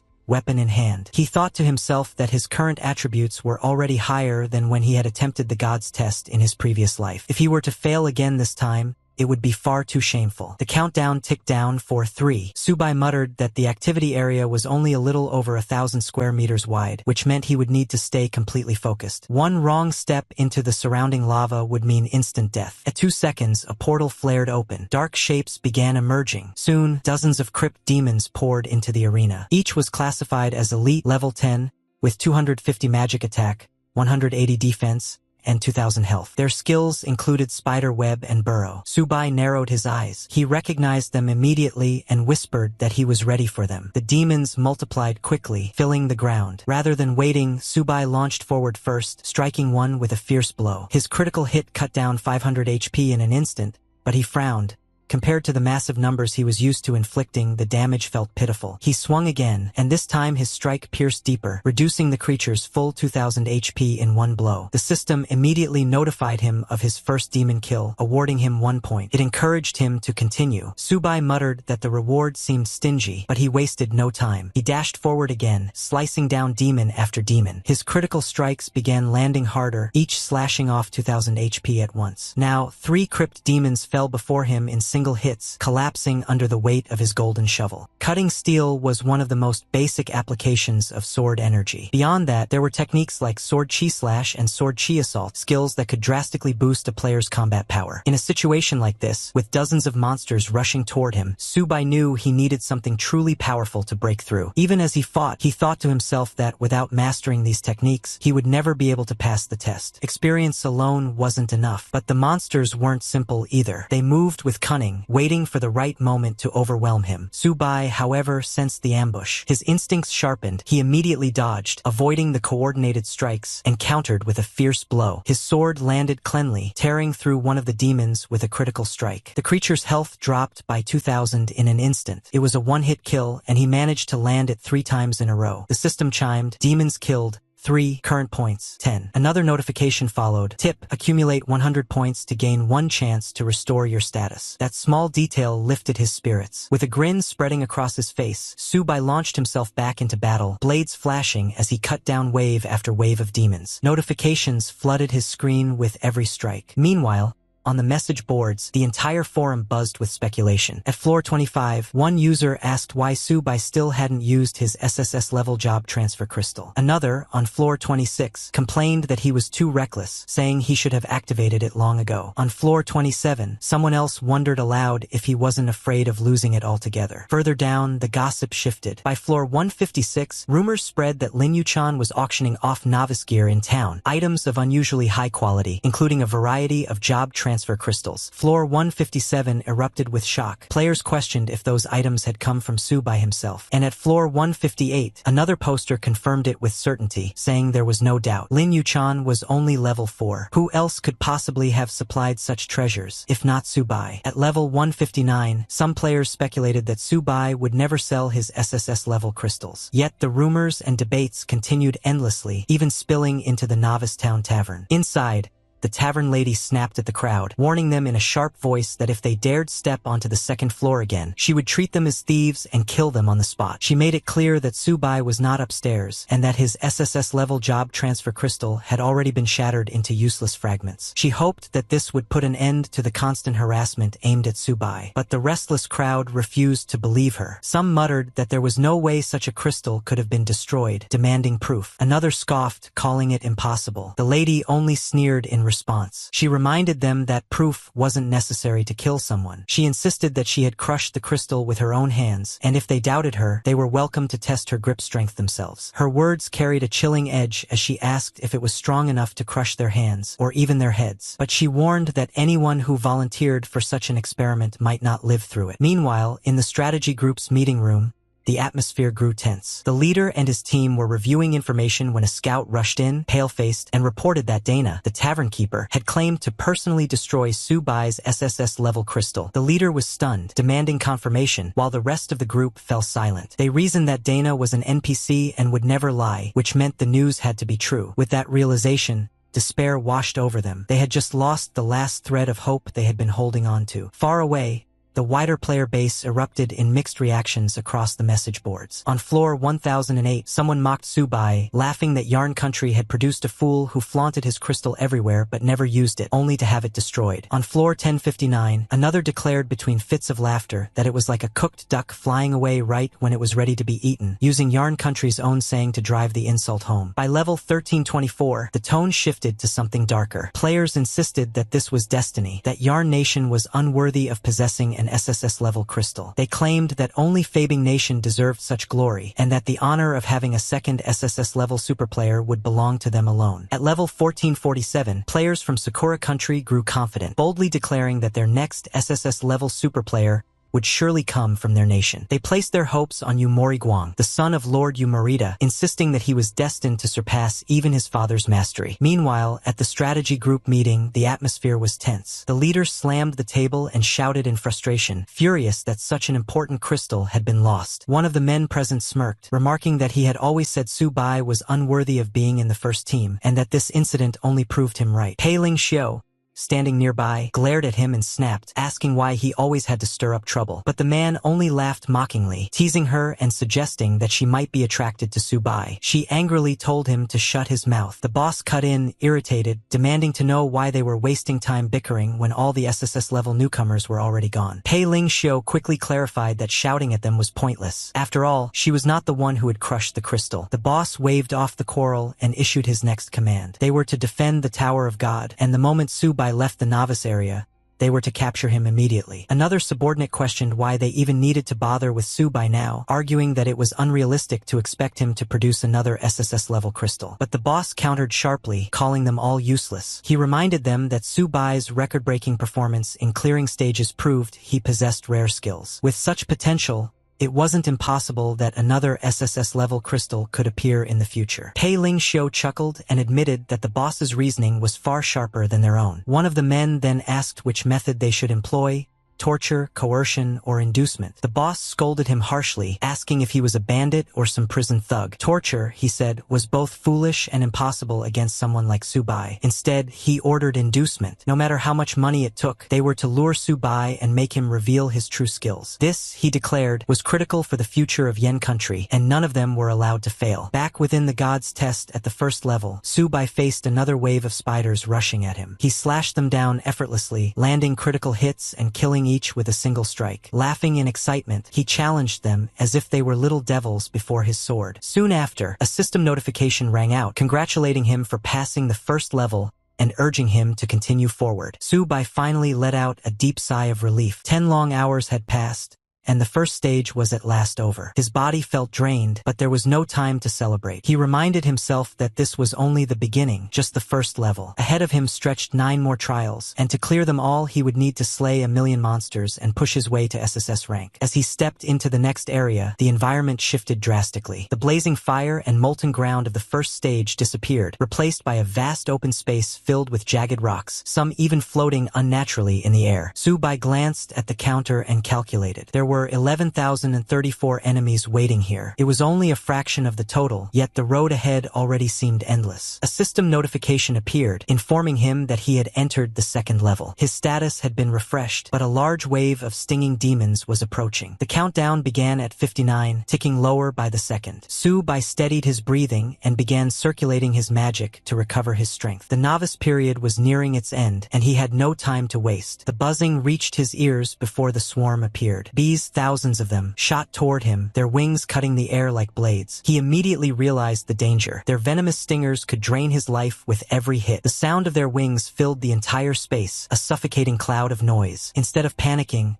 Su Bai muttered to himself that it was troublesome, but in a way just right. He swapped his weapon for the iron whip of thorns. It was nothing special, only novice grade, yet its wide sweep made it more practical here than a single blade. The fact that equipment could be switched freely inside the test gave him an advantage. The swarm closed in. Su Bai lashed out once, stepping back at the same time. The whip tore through the air, releasing a wave of force. 20 demons dropped instantly with a single critical strike. A small smile crossed his face, exactly as he had predicted. The whip was perfect for this kind of fight. The bee demons might have speed and deadly poison, but their defense was pitiful and their health low. Without pausing, he followed up with sword extinction, cutting down another 20 in a single sweep. Another strike fell 30 more, and then another 40 gone in one hit. The notifications flickered non-stop as his kill count surged upward, and Su Bai pressed forward with growing momentum, carving his way into the swarm. 12 hours later, Su Bai was still fighting. His movements had become almost mechanical, critical strikes flowing one after another. The swarm of stinging demons had seemed endless, but with every lash and every strike, the numbers thinned. His latest kill was 19 in a single blow, bringing his total points to an astonishing 2,552,100. Finally, the last of the bees hit the ground, their lifeless bodies covering the battlefield. Su-bai stood tall amidst the silence, chest rising and falling with exhaustion. He muttered to himself that he was finally done. He had killed them all. Switching back to another weapon, he began moving forward again. The second level, he reflected, had not been so bad after all, though nearly 250,000 bee demons had been waiting for him there. A system notification urged him to recover before proceeding, reminding him that more trials awaited. He obeyed, steadying his breath and regaining strength. Soon after, another notification appeared. You have reached the third level. All statuses refreshed. A large wave of witchcraft imps is approaching. Players prepare to fight back. The countdown began once more. 59, 58, 57. Without hesitation,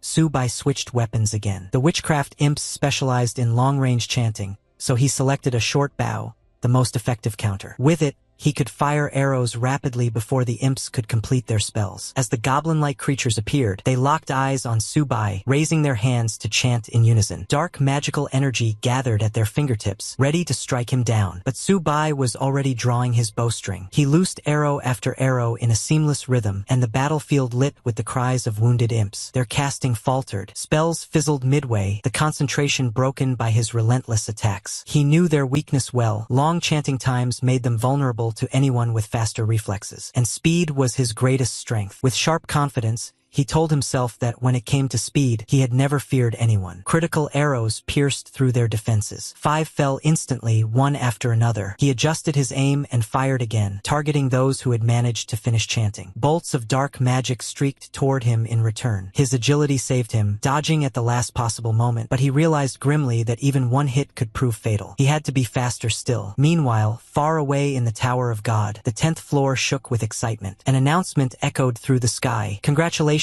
to player Lin Mengxuan for clearing the nightmare platform on the 10th floor of the Tower of God. Time, 40 hours, 23 minutes, 15 seconds. The woman herself stood with a calm yet determined expression. Though she had secured her place, her eyes narrowed as she thought aloud. Second place was not enough. Somewhere out there was the one who had taken first, Su-bai. If fate allowed, she intended to meet him. Then we take a look at a notification window about Novice Test Day 6 in the city. According to the latest stats, more than 4.5 million players have qualified this year. By the end of the novice period, the number of players who finished the game is expected to be about the same as in previous years. This year's list of new professional classes has also been released. There are 110 S-rank newcomers and 21 SS-rank players. Among Yen Nation's newcomers, 8 have advanced to S-rank or higher, 6 S-rank and only 2 SS rank. This news spreads quickly across the city, and everyone starts talking about it. Outside, groups of people gather and chat about the rankings. One man sighs and says that this year is the same as the previous 2 years. Yen country is strong in the first half but weak in the second half. Still, he admits it is better than last year when there was only one S-rank player. Another man comments that this year they at least have Zhao Zhangkai, a gunner, and Wei Lan, a two-handed swordsman, both of whom belong to high-damage professions. A third person brings up that Lin Mengxuan's Berserker is also focused on violent damage output, and that Lin Yuchan herself is an S-rank mage scholar. Then someone wonders aloud where Su-bai is. Later, in a pub,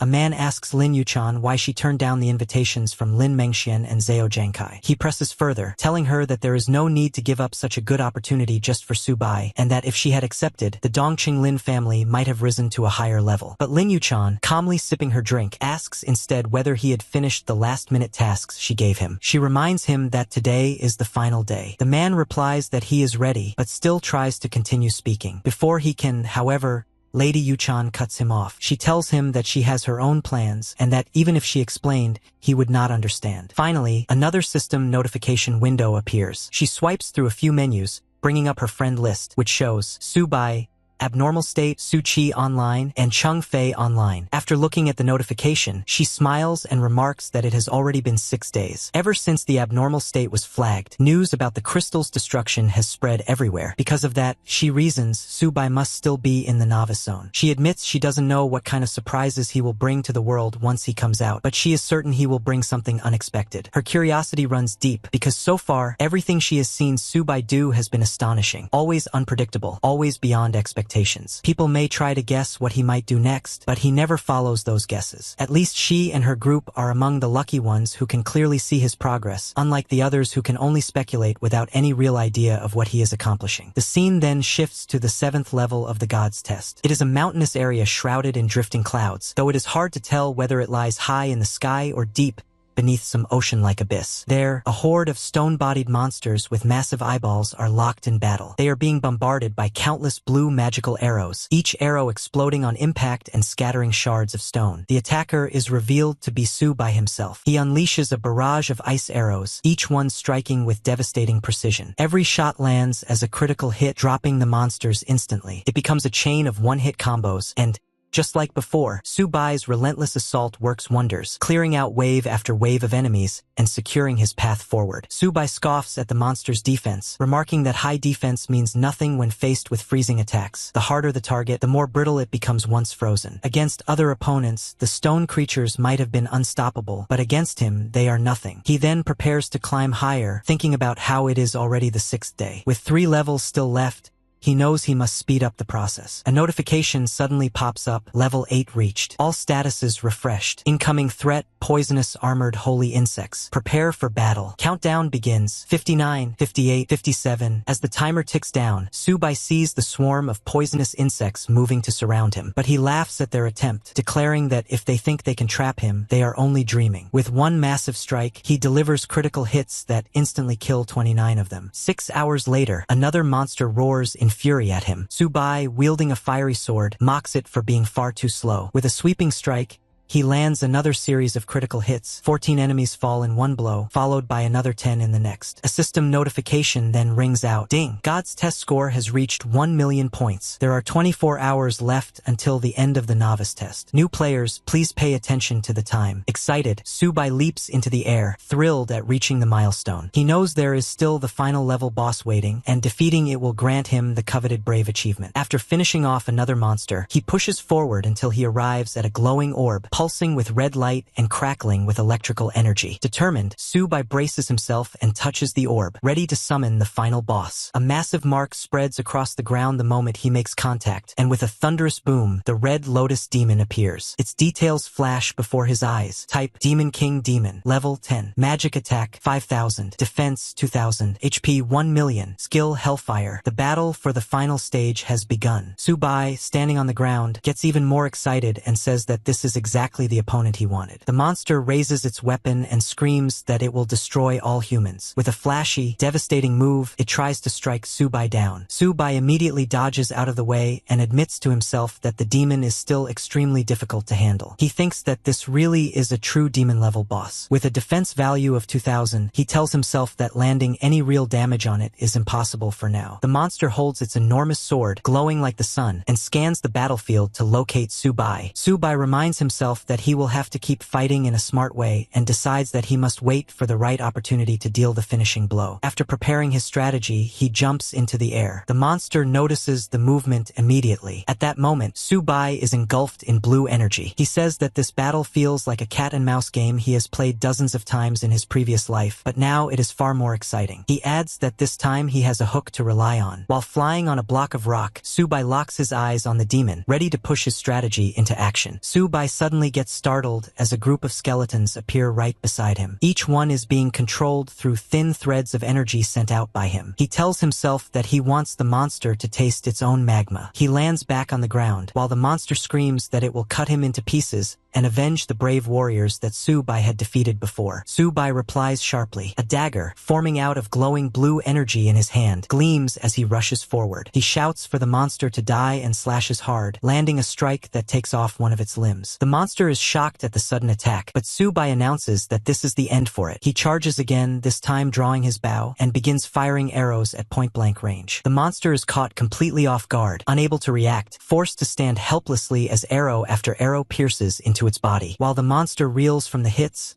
another surge of blue energy races from rock to rock, and the demon is struck once again by an arrow. Subai laughs loudly, saying that as long as he can break through its defense, he can kill even gods. With that confidence, he readies yet another arrow on his shining bow. Before he can fire the finishing blow, the monster lets out a furious scream. It curses humans, shouting that it cannot believe such fragile beings would be the ones to defeat it. Even worse, it realizes, is the humiliation of being brought down not by an army, but by a single human, Subai alone. For the Red Lotus demon, this is the greatest shame it could ever face. Even as the monster was getting torn apart, it kept trying again and again to fire blasts back at Subai. Explosions shook the whole area, the shockwaves echoing everywhere, but the creature didn't stop. It kept spamming attacks, desperate not to let Subai slip away. But in the middle of its frenzy, the monster suddenly realized something terrifying. Subai was no longer in front of it. He was right beside it. Too close. Subai called it an idiot, saying that this was the end. The monster tried to fire one last blast at point-blank range, but it was already too late. Subai's sword came down, slashing through in a clean arc. The monster's wings were sliced apart, feathers scattering like ashes in the air, and its body plummeted toward the ground. A notification chimed instantly. Ding! Congratulations, you have passed the God's test. Points, 1,082,022. You have reached the requirements to redeem the only hidden class. Do you want to redeem it? Subai barely glanced at it, too tired to care. He let out a long breath, muttering that it was finally over. But then another notification popped up. Once you redeem your 1,000,000 points, you will receive the super professional title Brave. That woke him up. He jumped to his feet, laughing. This was it, the legendary hidden title. An exceptional profession far above even SSS rank. In his past life, this very title had carried him all the way to the 999th floor. This was exactly what he had been aiming for. Still, he forced himself not to rush. Instead, he thought about the golden hoe and the legend tied to it. Supposedly, it could copy items. If that was true, then maybe he could double his rewards here. With a quick prayer for luck, he tossed the golden hoe into the air, hoping the story wasn't just a fairy tale. But then, silence. The hoe didn't return. Subai froze. His face darkened as panic started creeping in. It was gone, just like that. This wasn't how it was supposed to go. The system still showed his points intact, but the missing hoe left him rattled. Just as he was wondering what had happened, the ground rumbled violently. Lava flared up around him, sparks of volcanic fire bursting into the air. Then it happened. From one side, something golden burst forth, radiating blinding light. From the other, something dark and purplish surged, exuding a chilling, destructive aura. Subai stared at both, wide-eyed, feeling the clash of energies. His body tensed as one of them suddenly exploded. As all the golden and dark energies clashed and converged on Subai, a new notification flashed before his eyes. Congratulations! You have obtained a twin career, the Brave Man and the Demon King. Immediately, Subai felt his body shift. His form began to change. Half of him radiated light, the other half draped in shadow, resembling a man split between two worlds. The transformation wasn't painless. Power surged through him like fire and ice colliding in his veins. But despite the strain, strength poured into him like never before. A massive portal opened in front of him, its energy swirling like the boundary between two realities. Panels appeared one after another, showing his updated stats. Name, Kenbai. Level 10. Occupation, Sick King Hero X. Strength 500. Agility 500. Constitution 500. Spirit 800. Health 5,000. Magic power activated. Physical attack 2,000 plus brave bonus 100. Magic attack 3,200 plus demon bonus 100. Special traits. Kinto Group Hero Vibration. Can learn any non-physical skill with instant full proficiency. Yuan Firepower Part 3. Unlimited mana. All non-physical skills have no cooldown. Equipment equipped. Cloak of All Things Supreme Artifact. Fire Dragon Fist plus 1 perfect level. Chain Purple Gold Armor plus 1 perfect level. Subai stared at the panels and felt a surge of satisfaction. His 4 attributes had increased more than 5-fold. His attacks had doubled thanks to his new passive ability. His mana pool was now limitless. With this kind of power, he could crush anything in his path, walk sideways across the world without fear. Looking at the corpses of countless challengers who had failed before him, he bowed his head slightly and promised them that he would carry their will forward. This time, he swore he would not stop until he killed 2 gods at once. Elsewhere, Lin Yuchan nervously stared at her friend list. Subai's name suddenly lit up, showing him as part of Xia Qingfei's team. She froze for a moment before blurting out in shock that Subai had finally reappeared. Her words sent ripples of panic through those around her, who wondered what was happening. The tremors from above felt like an earthquake shaking the town. Back at the tavern, the boss lady opened the door cautiously. To her astonishment, she found Subai lying there comfortably, as if he had just woken from a nap. She was stunned and muttered in disbelief that he had actually succeeded. Subai smirked and reminded her to never doubt him. The lady, still both excited and overwhelmed, could only exclaim that he had really achieved that impossible job. The tavern lady grows serious and tells Su-bai that heroes and demon kings are not supposed to coexist. Su-bai only laughs and replies that he is the strongest among the strong, and she was sharp enough to see it at a glance. He then rises, brushing off his clothes,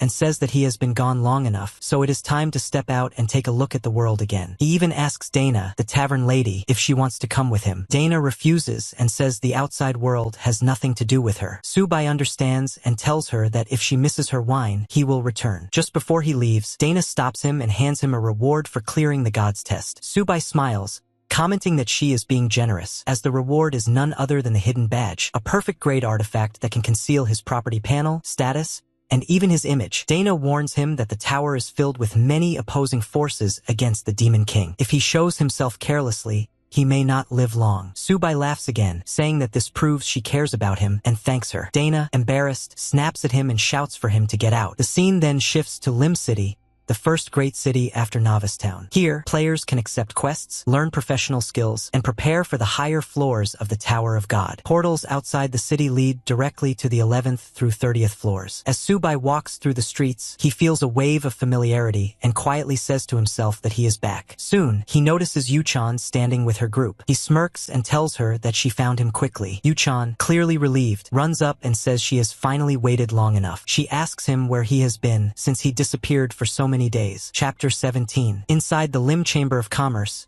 Yu-chan politely asked Su-bai to take a seat. He agreed, noting inwardly that the Lin family truly lived up to its reputation if they could open such a luxurious private club in the heart of Lim City. Once everyone was seated, Su-bai acknowledged how quickly they had gathered the resources, remarking that their efficiency was impressive. Yu-chan confirmed this by presenting the inventory, explaining that after deducting the 3,000 gold coins spent on supplies, the remaining 17,000 gold coins were all intact. She sipped on a fine drink, while the guards around her exchanged quiet glances. A small cough escaped her before she carefully shifted the topic. She then asked about Su-bai's current career rating. Su-bai frowned, wondering why she wanted to know. Yu-chan waved her hand slightly, insisting it wasn't meant to offend him, only that rumors were spreading. Rumors claiming he had lost his job change crystal, with many online even mocking him for it. Su-bai was surprised and wondered aloud how anyone could have known about that. Yu-chan explained that word had spread because Dana, the novice tavern owner, had claimed to have crushed his crystal with her own hands. Su-bai admitted that this wasn't wrong. Yu-chan was quietly unsettled. The rumors seemed true, yet Su-bai showed no hint of worry, not even regret. She reassured him politely, calling him a man of exceptional ability, someone who stood above their entire generation. To her, his calmness could only mean one thing. Perhaps he had already acquired a new SSS-grade crystal. That thought brought her some relief, but Su-bai only dismissed it, brushing off the matter as nothing more than an SSS-grade crystal, something hardly worth concern. Then he looked back at her and asked directly what she wanted from him. Yu-chan gathered herself and explained her request. She wanted him to join the Lin family's guild and work together to fight the boss. At that moment, Su-bai's expression hardened. He understood well that the Tower of God's difficulty had escalated dramatically after leaving the novice area, so her suggestion wasn't unreasonable. Still, he made his stance clear. He would help them attack the boss, but he would not join any guild. His responsibility, he decided, would only be to lead them in clearing the 5th floor. The team composition required 5 magic professions, all high damage types. Too many support or defensive roles would kill any chance of a record run. Yu-chan's eyes went wide at that, and she practically leapt to her feet, asking if he really meant to set a record. Su-bai only shrugged inwardly. He knew the math. Normally, it took 20 people to clear a level cleanly. Going for a record meant a very different build. When Yu-chan wondered aloud whether it was even possible, Su-bai told her not to bother if she didn't believe him. He added that the reward for a record wasn't nearly as good as a first kill reward, so he didn't have to do it for the money. He started to walk off, but Yu-chan trailed after him, quickly covering for her earlier surprise and asking when they should start. She also asked if the team name could carry the Lin clan prefix. Su-bai agreed to begin tomorrow. He had matters to handle today. Yu-chan beamed and immediately set things in motion. Her assistant pulled her aside and whispered that Su-bai supposedly had no SSS-level crystals anymore. Could he really lead them to break a record? The assistant muttered that the whole thing smelled like a lie. Yu-chan glanced back at him, sharp and cold. She reminded him that when Su-bai was a newbie, he'd sliced through 3 or 4 of them like nothing. If they had treated him as an enemy back then, they might all still be stuck in Novice Town. With that, she ordered him to arrange 4 B-rank magicians and hold 1 slot open for her as backup. No more stupid questions. The assistant stammered his compliance but kept his private resentment to himself, thinking Su-bai was courting a quick death. Later, At the city lord's mansion, a guard, Wu Kai, stepped forward and barked that Su Bai couldn't barge in without permission. The guards would shoot first and ask questions later. Su Bai tilted his head and asked what the fuss was about, then offered to share a secret to get in. The man blinked, suspicious but curious. Su Bai simply told him that the only real requirement was strength. If you were strong enough, entry would be no problem at all. As Su Bai approached the entrance, the guard suddenly straightened, his tone changing completely. He addressed Su Bai respectfully, calling him Sir Brave and inviting him inside, explaining that the city lord was currently at the training ground. The onlookers outside froze. None of them could believe what they had just witnessed. A complete newbie had simply walked into the city lord's mansion as if it were his own courtyard. To them, it was outrageous. Inside, Su Bai was quickly surrounded by guards and escorted through the halls. Before long, a deafening explosion shook the ground ahead. Su Bai narrowed his eyes and spotted two figures in the distance. One of them, breathing heavily, was Guard Captain Orlando Mullen, level 180, an Earth magician. The other was none other than the Lord of Rim City, Black Ryan, level 200, a human swordsman. Su Bai felt his pulse quicken. This was it, the famous hidden plot of the city lord's mansion. He had stumbled into it by sheer luck. And luck like this meant one thing, a chance to comprehend rare, high-level skills. A soldier glanced back at Su Bai and respectfully asked him to wait, explaining that the city lord was training with the captain. Su Bai nodded. He didn't mind at all. In fact, his thoughts were racing. Despite having gained dual professions, he lacked both active and passive skills and had no clear development path. Until now, the only option had been grinding for random skill books. But this was something else entirely. Here, he could observe and learn directly from masters. Sure enough, a notification appeared before his eyes. C-level basic swordsmanship detected. Do you want to study it? Su Bai's lips curved upward. This was no ordinary swordsmanship. It was the personal skill of a level 200 great swordsman. Another alert flashed. D-level Earth-type primary stone wall detected. Do you want to learn it? He grinned, recognizing it immediately as one of Orlando Mullen's spells. He thought it would be a waste not to take advantage of this, so he confirmed without hesitation. The notifications cascaded in rapid succession. Congratulations on successfully learning the skill. Stone wall. C-level continuous step detected. Do you want to learn it? D-level earth element primary stone spike detected. Do you want to learn it? C-level upward attack detected. Do you want to learn it? Su Bai couldn't contain his excitement. He laughed under his breath and kept hitting confirm again and again, greedily devouring every single skill. This, he told himself, was exactly why he had come here. 10 minutes later, the exhausted magician was finally enveloped in a soft glow of healing magic. Su Bai, who had been standing off to the side, stifled a yawn and thought to himself that it was about time. They had spent all this while training, and he had only just finished mastering a few new skills before boredom started to set in. At that moment, a guard approached respectfully and informed the city lord that the brave had been waiting. Black Ryan, the lord of Lim City, froze in surprise. He repeated the title as if testing his own ears, asking whether the man before him was truly a brave. He then requested to see proof of identity. The glowing notification above Su Bai clearly displayed the word brave man. Su Bai gave a short acknowledgement, and the city lord's expression shifted to one of awe. Without hesitation, he lowered himself into a bow, followed quickly by every guard and attendant in the chamber. Su Bai, caught off guard by their sudden reverence, awkwardly greeted them and told them to rise, remarking lightly that the ground was cold. Once he stood, the city lord regarded him with deep respect. He said that it was beyond belief. The brave had finally returned, the first to appear in over 100 years. Su Bai, puzzled, asked what exactly he meant by appearing again after 100 years. Inwardly, he recalled having heard something similar in his previous life, but had never understood the full meaning. The city lord explained solemnly that, according to legend, every century the Tower of God would give rise to an adventurer marked as the brave. That chosen one would pierce through the darkness and one day lead the people toward the dawn. Su Bai, however, brushed off the mysterious prophecy. He was far more interested in practical matters. He told the lord he had come to take on a quest and asked if one was available. For a moment, the city lord hesitated, thinking it was unusual for someone with the title of brave to request a task, especially at only level 10. He suddenly brightened as if struck with inspiration and offered a simple request. His dog had gone missing,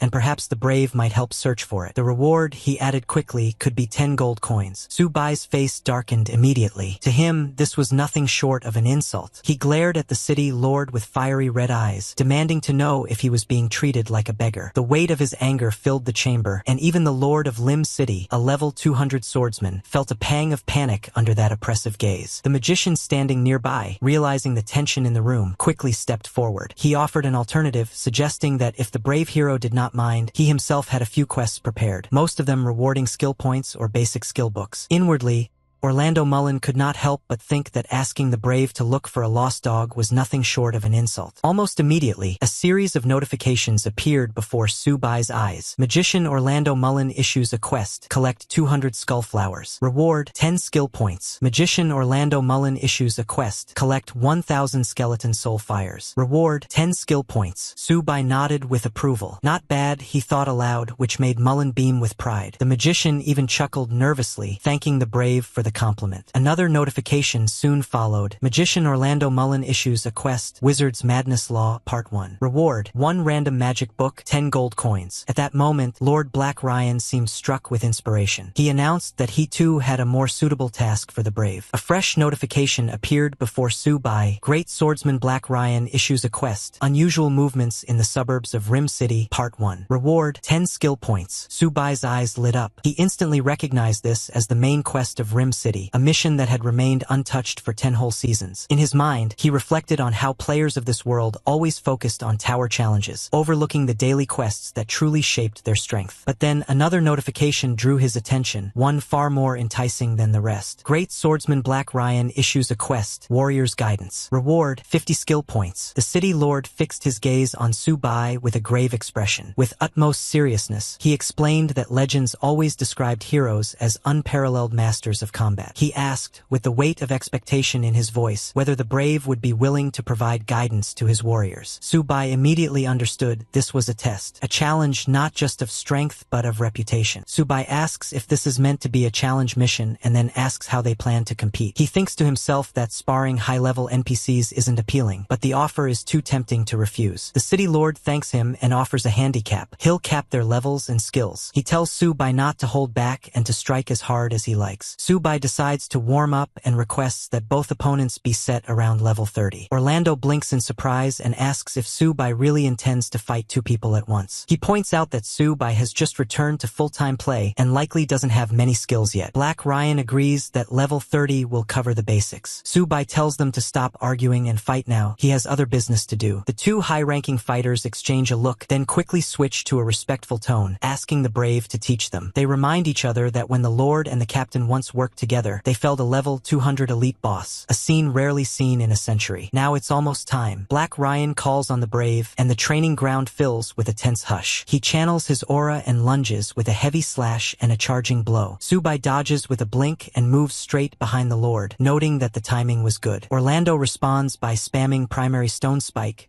trying to pin Subai down. Subai warns him not to flash and sidesteps every spike in a blur. The onlookers go silent, then erupt in whispered astonishment. They marvel at how fast the brave moves and how terrifying his power is. The Lord and the magician regroup and plan a combo attack. The training ground shudders as Orlando forms an elementary quagmire, anchoring the field, and Black Ryan winds up for a second stage slash, far more powerful than the first. Subai dodges again in a matrix-like weave and tells them bluntly that their strikes are too direct. He tells them to use their heads. The Lord isn't pleased by Subai's remark and tells him to come again. Without hesitation, he lunges forward, stabbing continuously in a blur of motion. Subai dodges every strike with ease and, in one swift counter, snaps the Lord's sword clean in half. But the Lord isn't done. He warns that there's no place left to hide and unleashes a chained attack, a 3-stage slash so fast it leaves fiery arcs in the air. When he glances at the magician, he realizes the man has already been taken hostage. The spectators gasp, shouting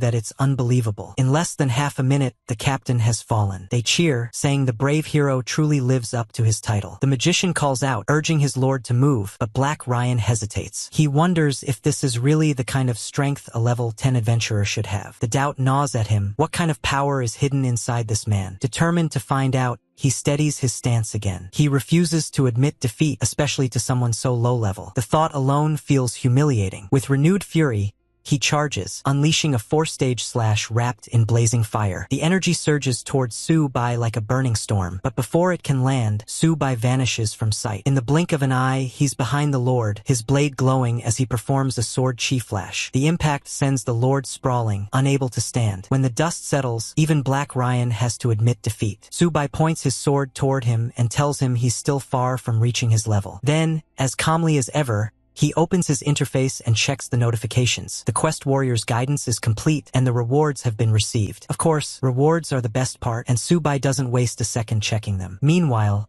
the Lord lowers his head, humbled. He admits that when he was young, he'd heard the stories of a hero unmatched among his peers, but he'd never believed them. Now he realizes how narrow his vision truly was. The magician agrees, saying that even if they were both reduced to level 50, the brave hero would still overpower them. That brief exchange of blows was enough to convince them completely. Subai tells them that their control over their skills is impressive, and that he'll come to spar again when he has the time. He mentions he has a mission to finish and turns to leave. The Lord only nods and tells him he's always welcome at the mansion. Subai waves a hand dismissively, telling them not to bother seeing him off. He promises to drop by again next time, and just like that, he walks out, leaving the stunned guards and the silent training ground behind him. As soon as the match ends, Subai rushes past the crowd without a word. He has no intention of chatting with anyone or soaking in their admiration. He just wants to move forward. Behind him, the Lord watches in silence before finally speaking. He tells the magician that Subai truly lives up to the prophecy, the one destined to lead them toward the dawn. The magician, still puzzled, asks what that dawn after darkness really means. The Lord simply replies that time will reveal the answer and tells him to wait and see. Outside, the city of Rim stretches vast and busy. Its streets divide into two main circles, the inner district for nobles and the outer ring packed with adventurers. Most players here travel using teleport points scattered across the city. Subai moves through the crowd with purpose, thinking that it's far safer and more efficient to focus on learning new skills before taking on quests. He opens his skill panel. His remaining skill points, 50. The screen lists his options in glowing text. C-level basic swordsmanship upgrade requires 20 skill points. C-level uppercut, 20 points. C-level continuous stab, 20 points. D-level primary stone wall, 10 points. D-level primary stone spikes, 10 points. He pauses for a moment, analyzing the synergy between his abilities. Upward jump can combine with continuous stab to create an infinite combo chain, exactly the kind of brutal efficiency he's after. New notifications appear. C-level stabbing and D-level stone thorn are now available. Subai decides to learn stone thorn as well. He reasons that, paired with his endless firepower ability, it can be cast infinitely, making monster clearing ridiculously fast. Moments later, a cascade of system messages fills the screen. Congratulations on learning C-level pick. Congratulations on learning C-level continuous stab. Congratulations on learning D-level stone thorn. Subai grins as he reviews his updated stats. Character name, Subai.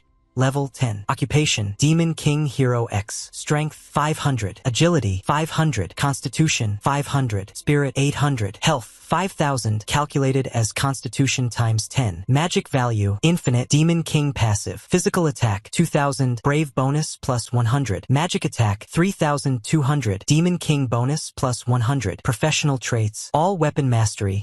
Brave. Can learn any non-magical skill. Proficiency instantly maxed. Endless firepower. Demon King. Can learn all non-physical skills. Cooldowns are removed entirely. Skills. C-level uppercut. Level 20. Maxed. Launches enemies into the air. 10-second float duration. C-level continuous stab. Level 20. Maxed. Executes 10 rapid strikes within 3 seconds. C-level stone stab. Level 1, conjures 3 piercing stone spikes. Subai studies the numbers and smirks to himself. These stats may look ridiculous for a level 10 player, but that's exactly what he is, the hero with the power of a Demon King. Apart from his skills, Subai's equipment list shows 3 powerful items: the Clock of All Things, Supreme Artifact, Fire Dragon Fist +1, perfect level, and Chain Purple Gold Armor +1, perfect level. As he examines them, he quietly remarks to himself that having a high-thinking attribute truly makes a difference. Every skill level seems to increase by 10, and all martial arts proficiencies are instantly maxed out. He feels a rush of satisfaction as he thinks that, with this combination, even the land of the dead would pose no problem. Confident, he decides to head there next. When he arrives at the teleportation gate, the guards on duty ask where he intends to go. Subai thinks for a moment and recalls that most of Orlando's missions take place in the land of the dead. He tells the guards his destination. One of them informs him that the teleportation will cost 80 copper coins and warns that the return trip will cost double. Subai frowns slightly and thinks about how expensive traveling is. If he keeps teleporting like this,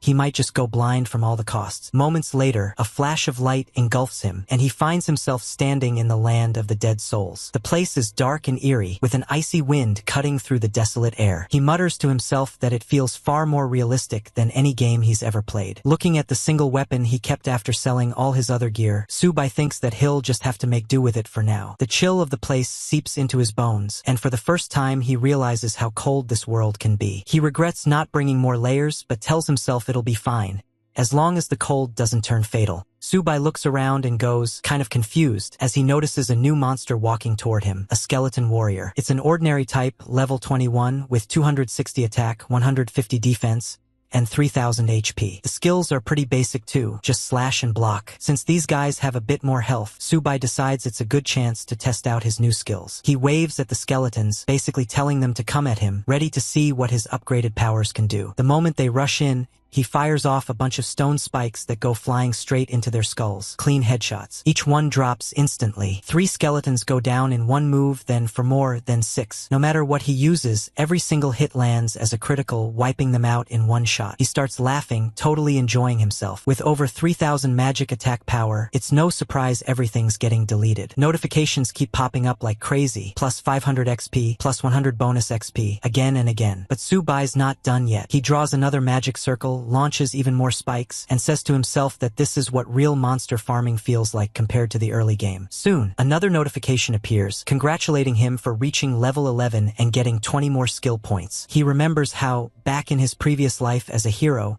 even 10 points was considered insane for an F-class profession. Most people only got 1 per upgrade. Now he starts wondering if having 2 classes means even the skill points are doubled. He opens his panel and checks his stats: Strength 510, Agility 510, Constitution 510, and Spirit 820. Leveling up adds 10 points to everything, and he can't help but think that this X-level class might be even scarier than the so-called SSS level ones. Meanwhile, more skeletons keep coming from all directions. Subai doesn't even flinch. He fires another wave of stone spikes and then raises a stone wall, laughing to himself about how dumb these monsters are. He knows he'll need to find more quests that reward skill points if he wants to keep pushing his power even higher. As Subai looks up, a notification pops in front of him saying the collection of Skullfire 1000 out of 1000 has been completed. The message also reminds him to turn in the task on time. The reward? 10 shiny new skill points. He smiles to himself, thinking that finally, one task is done, though there's still a long road ahead. Before he can even relax, more skeletons start crawling out of the shadows. Among them, he spots a much larger one, the kind of monster that just feels like trouble. The name floating above its head confirms it. Skullfire, an ordinary boss, level 48. Physical attack 1000, defense 800, and a massive 500,000 HP. The skill list isn't short either: Soul Absorption, Sacrifice,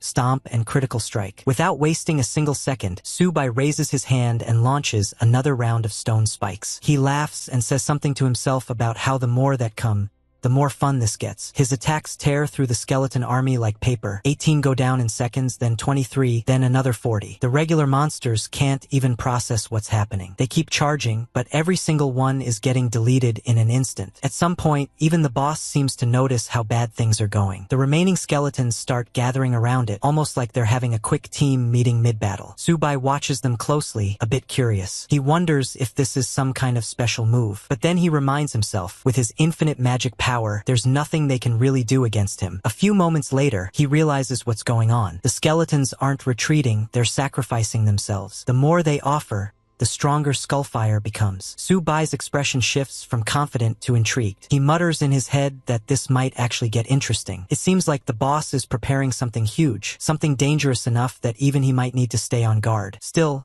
Subai can't help but find the situation a bit funny. He thinks that the boss should have probably tested a few smaller attacks first instead of jumping straight into the big one. Now that all its minions are gone, it's all or nothing. He grins, feeling that mix of danger and excitement, and says with a smirk that he's ready for whatever comes next. He quickly activates his levitation skill, getting into position as the ground starts shaking. The air around him fills with energy, and Subai prepares to counter whatever move Skullfire is about to unleash. Subai keeps hurling spike after spike, each one slamming straight into the boss and chopping away another 5000 HP at a time. He doesn't even think about stopping. He's grinning, enjoying every second, telling himself that it's not over yet. The boss, on the other hand, is starting to look annoyed. It's taking hit after hit, but it's still holding back, waiting for the right moment to use its ultimate move. It seems confident that when that moment comes, Subai's done for. Subai can tell what it's thinking and laughs to himself. He says something like, "Trying to provoke me? Fine.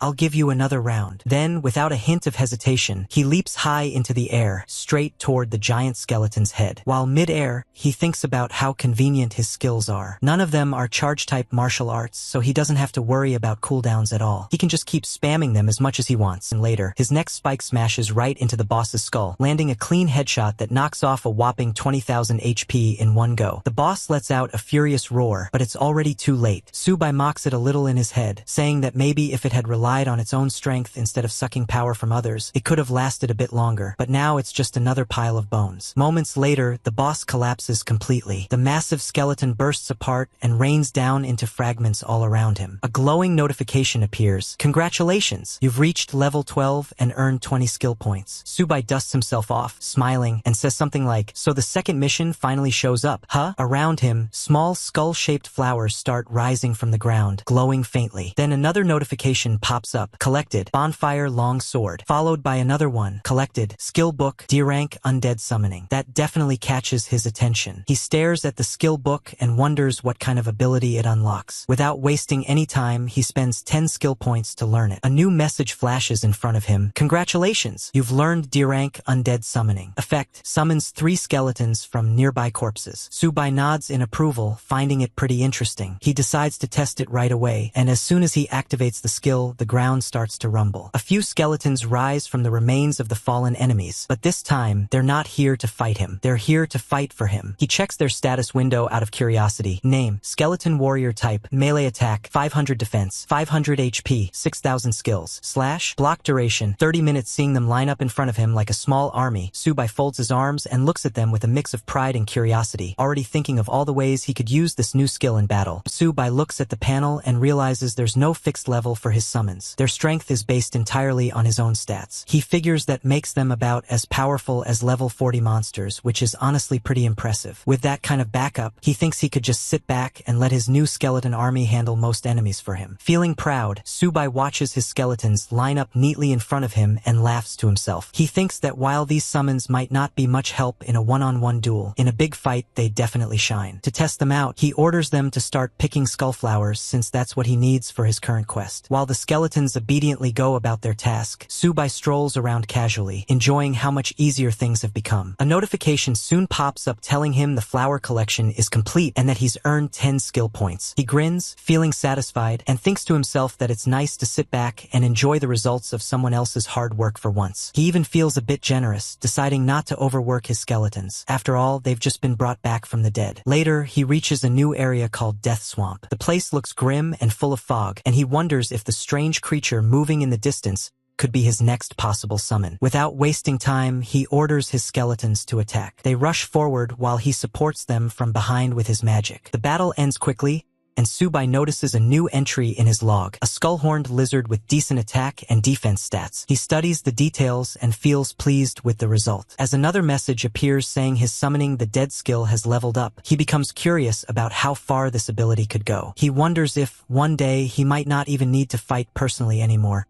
His army could do it all. Just then, some movement catches his attention in the mist ahead. Subai senses something interesting happening and decides to investigate. He mounts his new skull-horned lizard and rides toward the unknown. Subai keeps looking at the monster in front of him, wondering how many creatures were sacrificed just to stitch this one together. The monster suddenly turns and slashes through the air, showing off its terrifying power. Subai quickly jumps back and realizes it's a monster created by a wizard using evil magic. He tells himself that he'll just have to free it from that curse and starts hurling rock spikes at it, the same kind that had easily taken down so many monsters before. But this one is different. The monster swings again, easily swatting away his attacks like they're nothing. Subai can't help but admit that it's a bit impressive. He quickly understands that he'll have to change tactics, since this enemy is clearly not like the others he's faced. This time, he pulls out his dagger and rushes in. His strike lands, and the monster flinches. Notifications pop up showing minus 3,000 HP twice. A small grin forms on Subai's face. It's working. Calling the monster trash, he goes in for another round. This time, his powerful strike lands a massive critical hit, dealing a whopping 100,000 damage. Even the monster doesn't see that coming. Before it can recover, Subai lands more hits,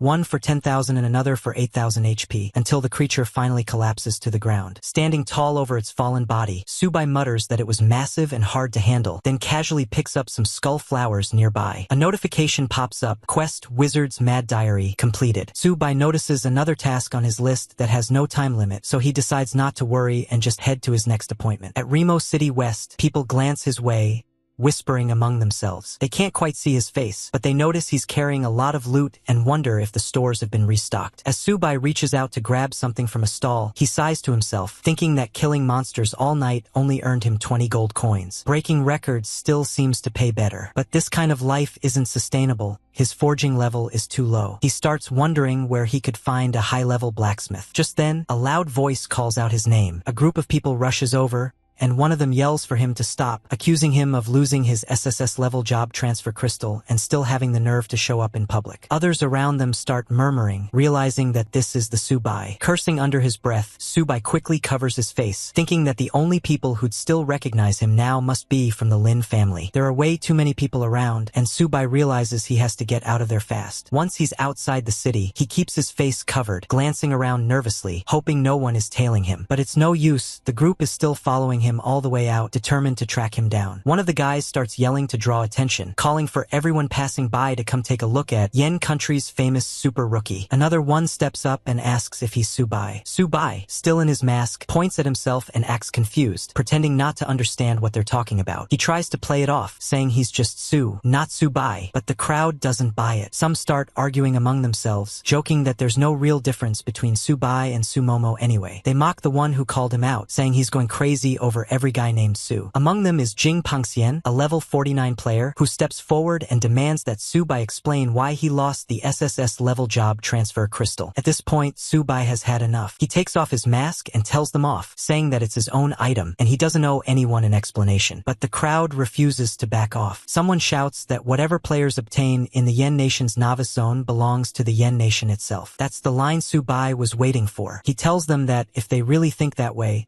they can all come at him together. He doesn't have time to waste. Before he can walk away, one of them yells for his team to get ready. Team 1 to attack, Team 2 to provide support, and Team 3 to handle healing. They plan to take him down and claim all his treasures for themselves. In an instant, weapons flash as they surround him. Subai just sighs and gets ready, feeling his adrenaline rise. He figures it's a good time to stretch his muscles. The moment they attack, he unleashes a powerful burst of magic straight at them. It's a critical hit, instant kills across the board. The entire crowd freezes in disbelief.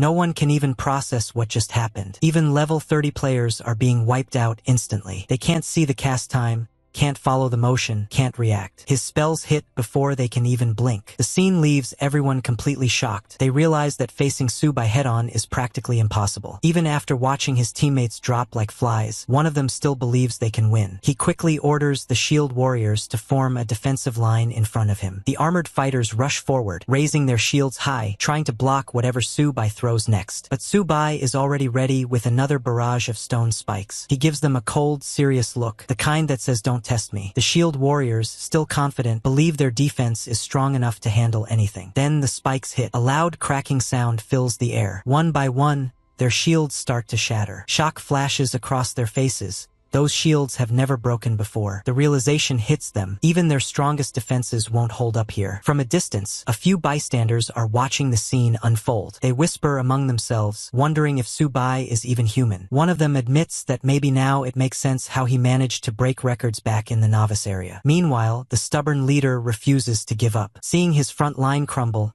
he switches tactics and orders the magicians to start attacking from range. The mages immediately begin chanting, firing spells in Subai's direction. Fireballs, lightning, ice, everything they can muster. Subai doesn't even flinch. He casually raises a stone wall in front of himself, blocking every single magic attack. Their spells hit the barrier and fizzle out uselessly. His defense is solid, unbreakable. Then, while they're still recovering from the shock, he starts gathering his own magic. Fireballs, ice arrows, spiked stones, all at once. The look on his face says it all, he's about to go all out. The next moment, the battlefield erupts in chaos. One after another, bright flashes of red and blue explode across the area. Notifications pop up everywhere. Critical hit, instant kill, critical hit, instant kill. It's a massacre. Every single one of them goes down in one hit. The surviving leader watches helplessly as his teammates fall, realizing this isn't just a strong opponent. This is something completely beyond reason. Panic finally sets in. He tells himself that the only thing left to do is run. Maybe that's his only chance at survival. But even that thought feels hopeless. Subai doesn't seem like someone who lets his enemies escape. And just as he turns to flee, Subai bursts forward like lightning, cutting off his path. Before the man even takes a second step, Subai is already standing right in front of him, wearing that same amused grin, as if the whole fight had been nothing more than a warm-up. He strides up, draws his sword, and levels it at the stunned man. He asks who sent him and warns that there's no point trying any stupid tricks this time. There won't be another chance. Seeing no way to escape, the terrified man starts trembling in front of Subai. He admits that no one ordered him to do anything, that it was all his own foolishness, and pleads for mercy. But deep down, he's hearing a chilling voice warning that if he speaks the truth, his entire family will die. He realizes he's doomed either way. If he talks, he dies. If he stays silent, he still might. So, out of desperation, he decides to take one last shot and attacks. Subai, however, is ready. The moment the man swings, Subai counters effortlessly and strikes him down in a single move. The crowd freezes in shock, their faces pale, while Subai calmly sheathes his weapon and walks away, muttering that even if the fool didn't speak, he'll find out the truth eventually. A woman nearby, clearly distressed, calls out to Subai repeatedly. At first, he ignores her, lost in thought, but after her voice rings out several times, he finally stops and turns. She folds her hands respectfully and tells him she's sorry for everything, that she's brought the real traitor and he can deal with him as he sees fit. It turns out the true culprit is none other than the secretary. Subai studies him with a cold, serious expression and asks why he wanted to kill him, what this whole mess was about. The man, consumed by rage, yells that Subai doesn't deserve the young lady's attention and that his arrogance is unbearable. He admits he just wanted to wipe that confident smile off Subai's face. Subai, now utterly indifferent, tells the lady to handle her own people. She nods firmly and agrees, saying the matter will be dealt with according to family rules. Justice is swift. The traitor faces instant retribution, the kind that leaves no loose ends. The lady apologizes once again, clearly regretful, but Subai simply tells her to move on. He notes how decisively she handled everything. No hesitation.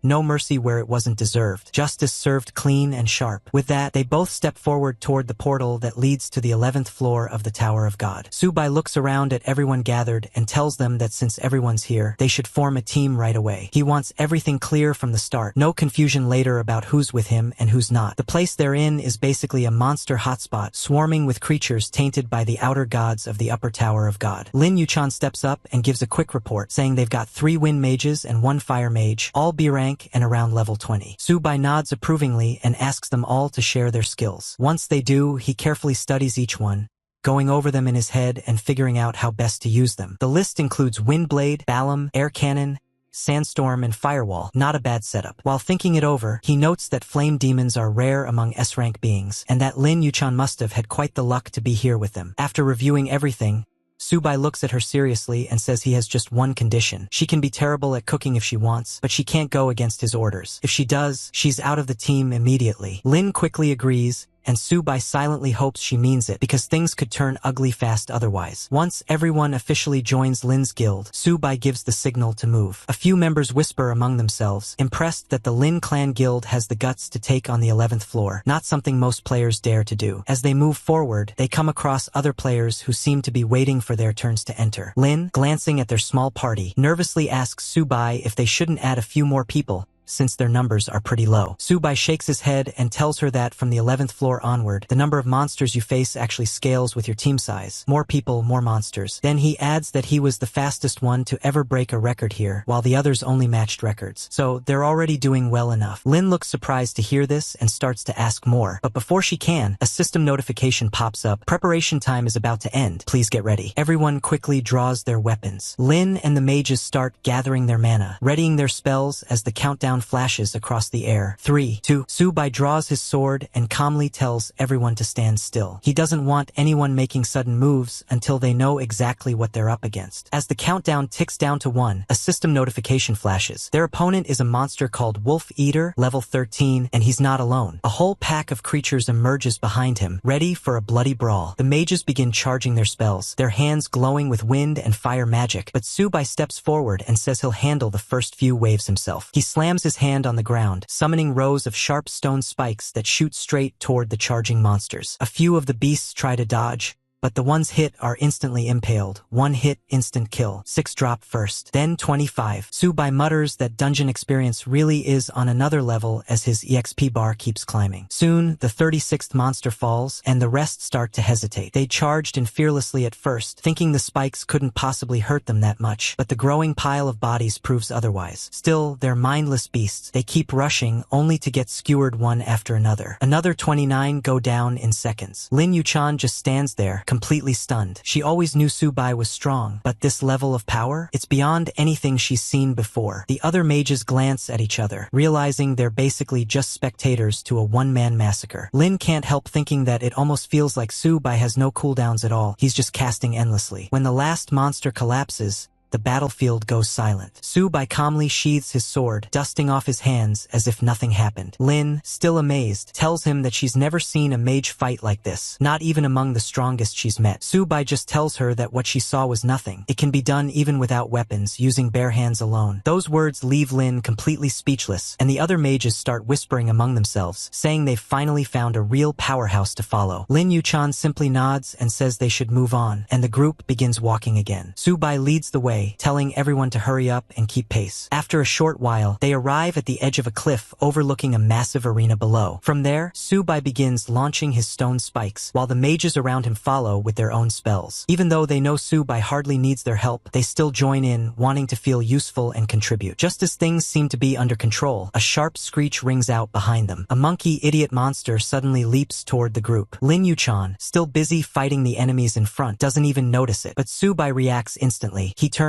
draws his blade in one smooth motion, and strikes the creature down before it can reach her, saving her without a word. The group keeps pushing forward through waves of monsters until the terrain changes, and they arrive at a place known as Kikapo Hilchuri Slope. The air here feels heavier, filled with tension. Subai immediately takes command of the situation. He turns to Lin Yuchan and tells her to summon the flame demon. Lin acknowledges his order and begins chanting. A summoning circle lights up beneath her feet, flames spiral upward, and in the next moment, Balrog appears, a towering demon wreathed in fire, its eyes burning with fury and hunger for battle. Subai then tells everyone to prepare for combat. Lin replies that she's ready, standing firmly beside her fiery companion. Not long after, new monsters appear, Helchuri, level 14, stronger and more aggressive than the previous ones. The mages immediately begin casting Sandstorm and Firewall, while Balrog charges straight into the horde, unleashing a roar that shakes the ground. The battlefield erupts into chaos. Pillars of fire rise all around, consuming enemies one after another. Even Subai pauses for a brief moment, watching with mild amusement. He notes how every time the demon defeats a monster, it seems to grow stronger, and then, to everyone's surprise, it splits into smaller versions of itself. Subai can't help but grin slightly at the sight, thinking that having such a creature of his own would be quite fun. The mages, on the other hand, are in disbelief. They comment among themselves that the flame demon is incredible, realizing they can simply focus on ranged attacks while the smaller Balrogs handle close combat, turning the arena into a sea of flames. Amid the firestorm, Subai and his team stand their ground. Lin, still keeping an eye on her summon, informs Subai that the flame demon has already split into 8 forms, and that there are only 10 minutes left, though her cooldown still has half an hour remaining. Subai nods slightly and tells her that he already knows. Just as he finishes speaking, the ground shakes. A massive explosion bursts around them, flames surging outward with deafening force and covering the entire arena in fiery chaos. Lin Yuchan looks visibly confused now. She turns to Subai and asks what they should do next, worrying that once Balrog disappears, they won't be able to keep the Helchuries from closing in. Subai stays calm and tells her not to worry, assuring her that the Balrog won't disappear. His tone is so confident that even the fiery demon itself seems startled for a second. Flames begin swirling around Lin Yuchan, making her step back slightly in surprise, not sure what Su-bai means by that. As the flames burn brighter, Lin grows serious and tries to piece things together. She realizes that the Balrog, whose flames had been fading, is now turning to solid stone instead of vanishing completely. The transformation leaves her speechless. Meanwhile, the other mages keep firing spells to hold back the Helcheries, but their attacks are clearly getting weaker. The monsters are inching closer, ready to break through. Su-bai, however, just lets out a small laugh. He tells everyone to relax and assures them he'll take care of the monsters himself. Su-bai begins channeling his magic, causing chunks of stone to lift from the ground. They swirl in the air, gradually twisting into flaming demon skull projectiles. This technique is known as Call to Death. A massive chakra ring forms, and the skulls roar forward, erupting in a violent explosion that engulfs the battlefield. Su-bai casually remarks that the little fire demon has become unexpectedly powerful after being hit with his magic. The nearby magicians stare in disbelief. Some start whispering to each other, wondering if this is what true madness looks like. They assume he must be of SSS rank, and suddenly his relationship with Lin Yuchan makes a lot more sense. Someone with this kind of power clearly isn't ordinary. Even Lin Yuchan is stunned. She thinks to herself that it's been less than 2 hours since they entered the dungeon, and yet it already seems like they really might break the record. Wang Guild Conference Room. Across the city, the Wang Guild's leader slams the table and calls his subordinates useless. He complains that they can't even handle a newcomer, and on top of that, they've provoked the Lin family, making the situation worse with every passing moment. Someone tries to calm him down, saying there's no reason to be afraid. If the Li and Wang families work together, there's nothing the Lin family can do. A woman nearby adds that the situation might actually be a chance for them. When asked what she means, she explains that Lin Yuchan is now the Lin family's first heir. If word spreads that Su-bai, who is being labeled a traitor of Yen country, lost his SSS grade crystal because of a private deal with her, then the public will descend into chaos exactly the way they want. The others seem pleased with this idea. They mutter that it'll be interesting to see how the Lin family reacts once the rumor spreads. The leader orders his strategist to handle the arrangements immediately. Tower of God, 11th floor, Snowfield. Back at the snowy battlefield, Su-bai tells the group that once they get through this area, they need to head straight for the cave ahead. That's where the floor boss is. He warns them not to wander, since even though he's strong, they aren't, and a random mini-boss could wipe them out. Still, he keeps trying to protect them. With a flick of his hand, he unleashes another burst of wind magic. A mage beside Lin Yuchan suddenly realizes what he's seeing and nervously mentions that Su-bai is using a tornado spell, not just an ordinary wind technique. It's absurdly strong. As they continue forward, Lin Yuchan checks the time and reports that 13 hours and 40 minutes have already passed, and their progress has reached 90%. At this pace, she thinks they really might break the record. Su-bai tells everyone to stop overthinking and keep moving. He warns that if they focus too much on breaking the record might crush them before they ever get the chance to break it. Even so, as the mages press forward and see wave after wave of monsters, they can't help wondering why things seem so chaotic. Lin Yuchan asks what they should do next. They're so close to the record, but the pressure is only getting heavier. Su-bai simply tells her to have the Balrogs follow him. Everyone else, he orders to stay where they are. He explains that this is the final stage of the floor,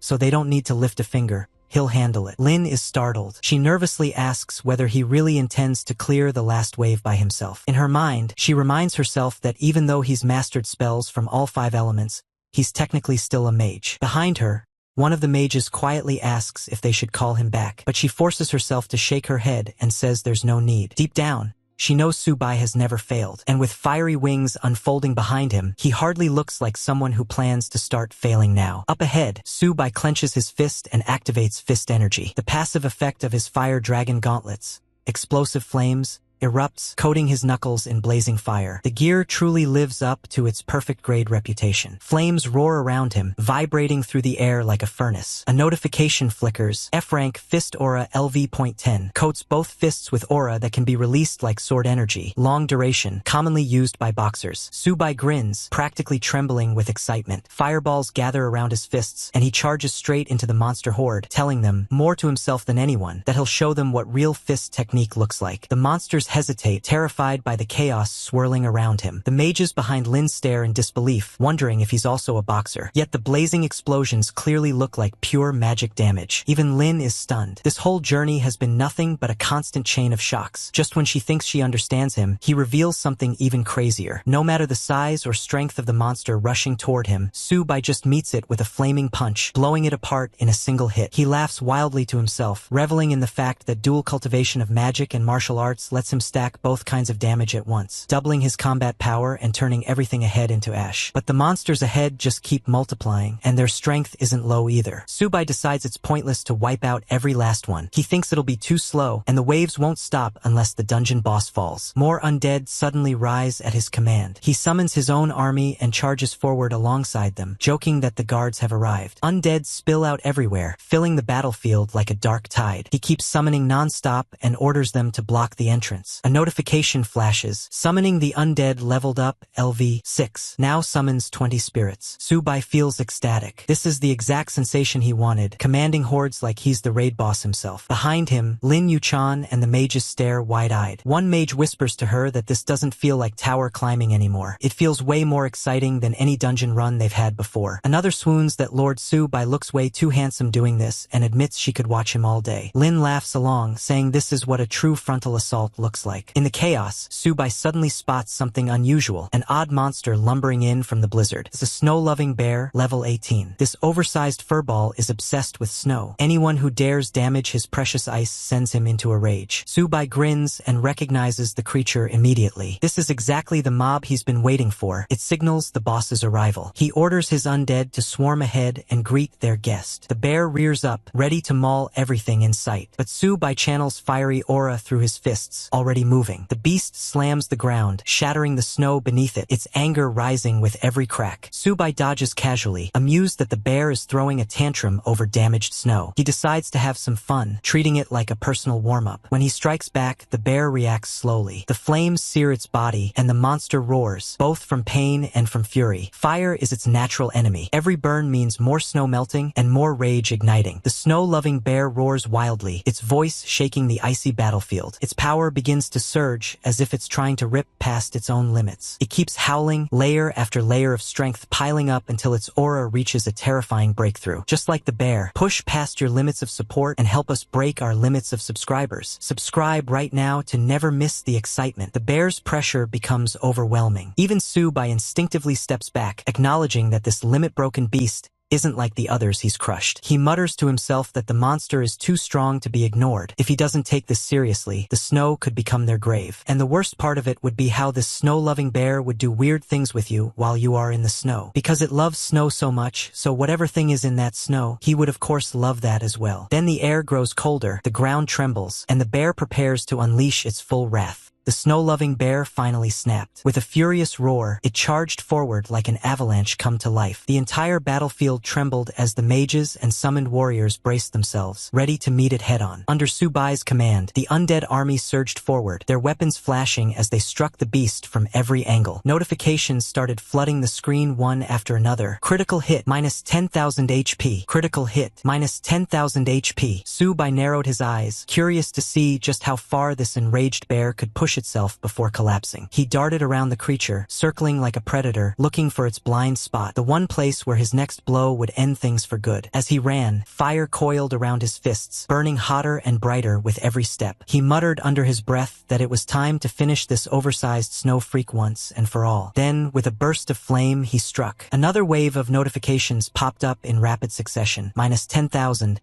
minus 10,000, minus 10,000. The bear's health plummeted. Desperate, the creature tried to roar again, clinging to its last shred of dominance. But that roar became its final cry. A moment later, the beast hit the ground with a thunderous crash, snow scattering everywhere. The once mighty guardian of the ice field lay still, defeated. Su-bai stood over the fallen monster, flames flickering off his gauntlets. He looked down at the creature's face and murmured to himself that it was finally done. It had been a good fight, but if it had dragged on any longer, he joked inwardly, getting buried under all the snow would have been way too embarrassing, not to mention awkward, considering what that snow-obsessed bear might have done to his corpse. From a distance, Lin Yuchan and the mages watched in stunned silence. They couldn't believe how easily Su Bai had handled such a terrifying boss. They had fought side by side with him before, but this time, his power seemed on a completely different level. None of them dared to get close. The sheer energy radiating from Su Bai was enough to make their skin prickle. Even Lin Yuchan, despite her confidence in him, knew better than to step into the blast range of his magic. It wasn't that she doubted him. It was simply that a man who could vaporize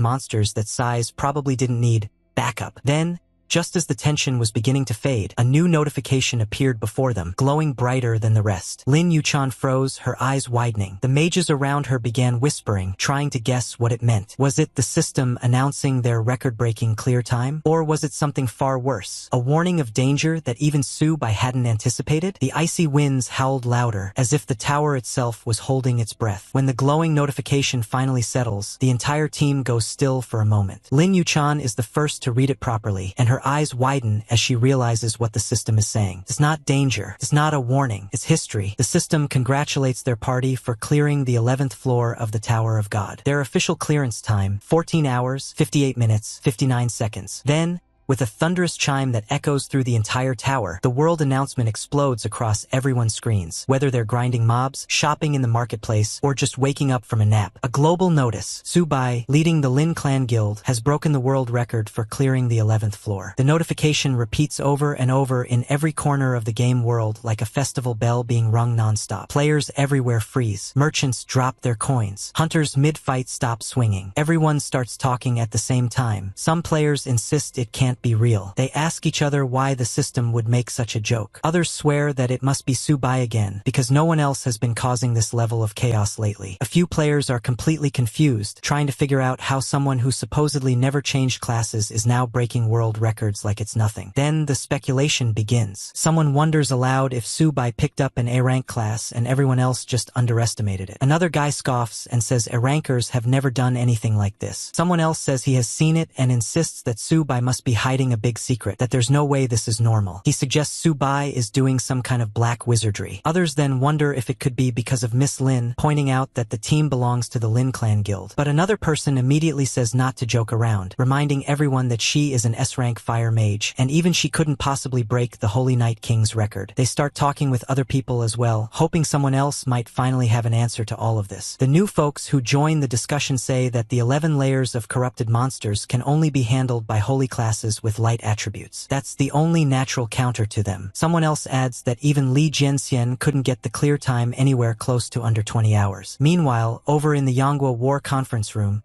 people are having their own meltdown. Their leader slams the table and says he told them to go find Su Bai, yet instead of locating him, other people have gone ahead and broken every record possible. They haven't even found a trace of him. He demands to know if this is how they do their job. One of the girls tries defending the team and says they're the strategy department, not the intelligence unit. But the leader snaps back, saying they're nothing but incompetent in every kind of affair, yet they still dare to talk back. He insists that if they had listened to him earlier and tracked Su Bai down, maybe they could have been among the top record breakers too. He rants about how they haven't broken any records and how only record breaking can give them a life free from misery. Without any achievements like that, no one will even acknowledge their existence. Then he turns toward the actual intelligence officer and asks for an update. The intelligence guy reports that, according to their investigation, Su Bai was last seen outside the outskirts of Rimu City, where he single-handedly killed a group of players all above level 30, the strongest among them being a level 48 B-rank professional. He adds that Su Bai's name still isn't showing up on the official lists, but since Su Bai traded an S-grade job transfer crystal to Lin Yuchan, logically speaking, even if Su Bai was at rock bottom, the technical department's assessment of Su Bai's potential is tentatively set at SS level. The leader doesn't even let him finish before saying they need to contact Su Bai immediately. They can't afford to wait any longer. And regardless of their earlier evaluation, he is now personally classifying Su Bai's potential as SSS level. Everyone immediately agrees in unison, desperate to avoid another round of shouting. Then the leader flips through the report in his hand and sees the details. Name Su Bai, gender male, level 13, nationality Inkaku, health points unknown, occupation unknown. The leader stares at the report and wonders who this kid even is. He suspects maybe Su Bai has some special item, but then dismisses the thought immediately. If it were some tool, he would have at least heard rumors about it. Whatever Su Bai is doing is far beyond something a simple item could achieve. Suddenly,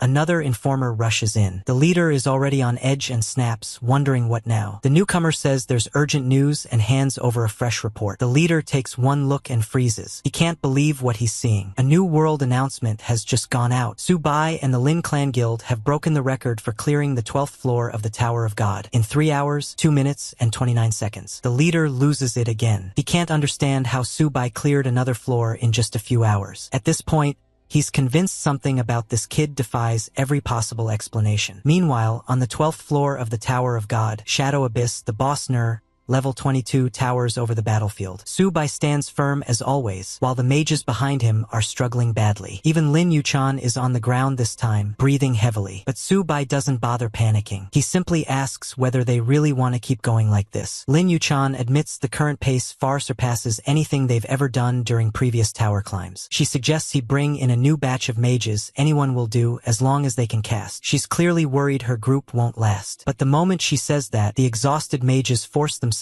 back onto their feet. One says he can still continue. Another one pushes himself upright as well. They refuse to miss this opportunity. They know Subai isn't someone they'll get the chance to climb with again anytime soon. They remind each other that their names are already on the record board. That kind of honor isn't something they can walk away from. They declare that as long as they're not dead, they will push through to the end. Seeing their resolve ignite again, Subai nods, satisfied. He opens up the portal ahead and prepares to step inside, telling them it's time to move on to the 13th floor. Lin Yuchan watches him from behind, still catching her breath, but determined to follow him no matter how insane the pace becomes. As Lin Yuchan watches Subai step through the portal to the next floor, her thoughts spiral. Even though the other mages have regained their resolve, she still carries a shadow of doubt. In her mind, she keeps comparing their own performance to his. To her, Subai feels like someone far beyond ordinary SSS players, almost mythical. She wonders how the final bosses of the 11th and 12th floors could fall in under 10 minutes if not for power truly beyond their comprehension. Next to him,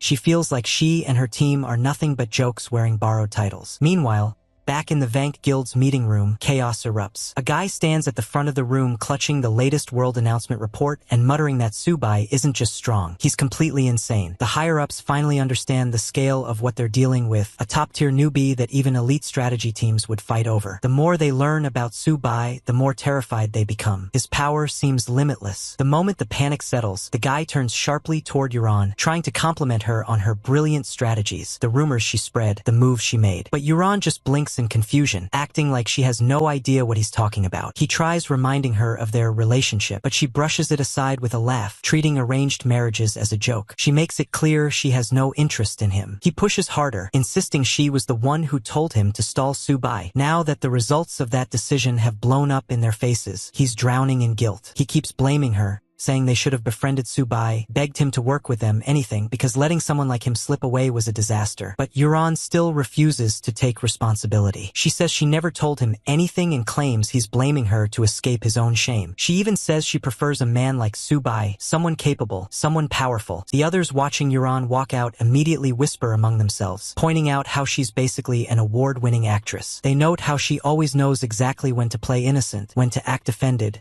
and when to shift the blame. She leaves dramatically, tossing a final remark over her shoulder about how they can continue yelling pointlessly if they want. She's done. GC panics and tries to stop her, stumbling after her like an idiot, but she doesn't even slow down. She isn't looking for someone like him anyway. She wants someone on Subai's level, someone who can fight monsters, protect people, and stand strong without relying on anyone else. Meanwhile, on the 13th floor of the Tower of God, plane of evil sounds, the moment Subai steps in, the battlefield erupts. Notifications flash non-stop. Critical hit. 1 strike. 1 kill. Whatever shows up in front of him is instantly deleted. The mages behind him keep casting spells too, even though their attacks barely scratch anything at this level. Still, they try, even if in reality, they're like ants nibbling on leftovers while Subai handles the entire battlefield alone. As more monsters appear, Subai gets annoyed. Fighting like this feels painfully slow to him. The monsters here are called Horse-free, Level 22, rabbit-like things that move fast and burrow into the ground the moment he swings at them. They pop out, nibble at ankles, and dive back into their holes before he can slash them all. So Subai quickly orders the team to guard each cave entrance. They agree instantly, though they know even a random mob here could probably one-shot them if they slip up. Then Subai switches tactics. He begins hurling fireballs into every burrow one after another. Instantly, the rabbits realize they're doomed. Their low squeaks echo all around as flames chase them underground. Subai just laughs to to himself. He thinks about how cunning rabbits are supposed to have 3 burrows, but he's already taken over every single one. With all the exits blocked and the tunnels filled with fire, he knows the next few moments will be nothing but boom,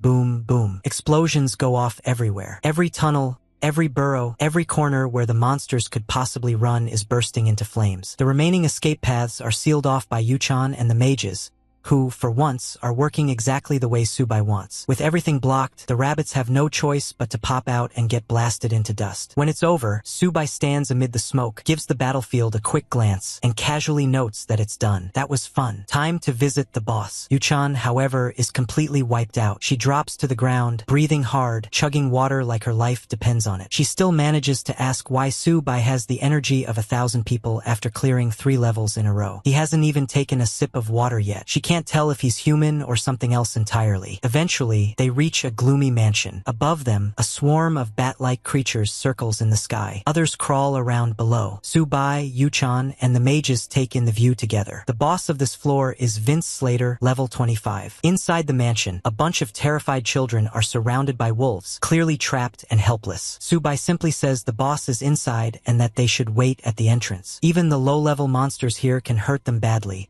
so if the boss lands even a single attack, it'll be over. Yuchan practically sparkles at the idea, saying that watching him fight will be more than enough for her. Subai walks up to the gate and kicks it down without hesitation. Inside, Vince Slater turns sharply when he hears the crash. The children immediately try to run and hide, clinging to the sudden hope that someone brave has arrived. Vince Slater warns that anyone who steps into his manor invites certain death. He clearly hates being interrupted, especially by someone who barges in like they own the place. From outside, Yuchan quietly suggests they all stay far, far away. Even from a distance, the boss radiates danger. The mages, who were already terrified, feel relieved. With Yuchan also advocating retreat, they can safely stand back without feeling cowardly. Then Vince Slater unleashes his fanged hounds, level 23 monsters that could easily shred Yuchan and the mages. But unfortunately for him, this time they're up against Subai. Subai channels a bit of magic into his hands, swings once, and the entire pack goes flying. Stone spikes erupt from the ground, blasting through the wolves before they can even snarl properly. The monsters are left stunned, shocked at being deleted in a single instant. Once the hounds are dealt with, the boss switches tactics. He begins weaving hand signs like some off-brand Naruto villain, and after the final seal, a wave of distorted music bursts through the entire mansion. The moment that horrible sound hits Yuchan and the mages, they instantly clamp their hands over their ears. The noise is sharp and chaotic, like someone smashing rusty metal inside their skulls. They can't focus at all, and now they fully understand why staying back was the right call. 1 second of distraction like this, and those hounds would have torn them apart. But Subai, he doesn't even flinch. He casually remarks that whatever the boss is doing, singing, screeching, or playing some cursed instrument, it's completely useless against him. The noise simply doesn't affect him. While the boss is still proudly unleashing his creepy sound jutsu, Subai flashes forward and cuts him down in one clean strike. No dramatic pause, no epic duel. The boss just drops, like someone unplugged his life support. With his pets gone and his magic useless, the poor guy never stood a chance. Subai even thinks it's almost sad. Those hounds are gone now,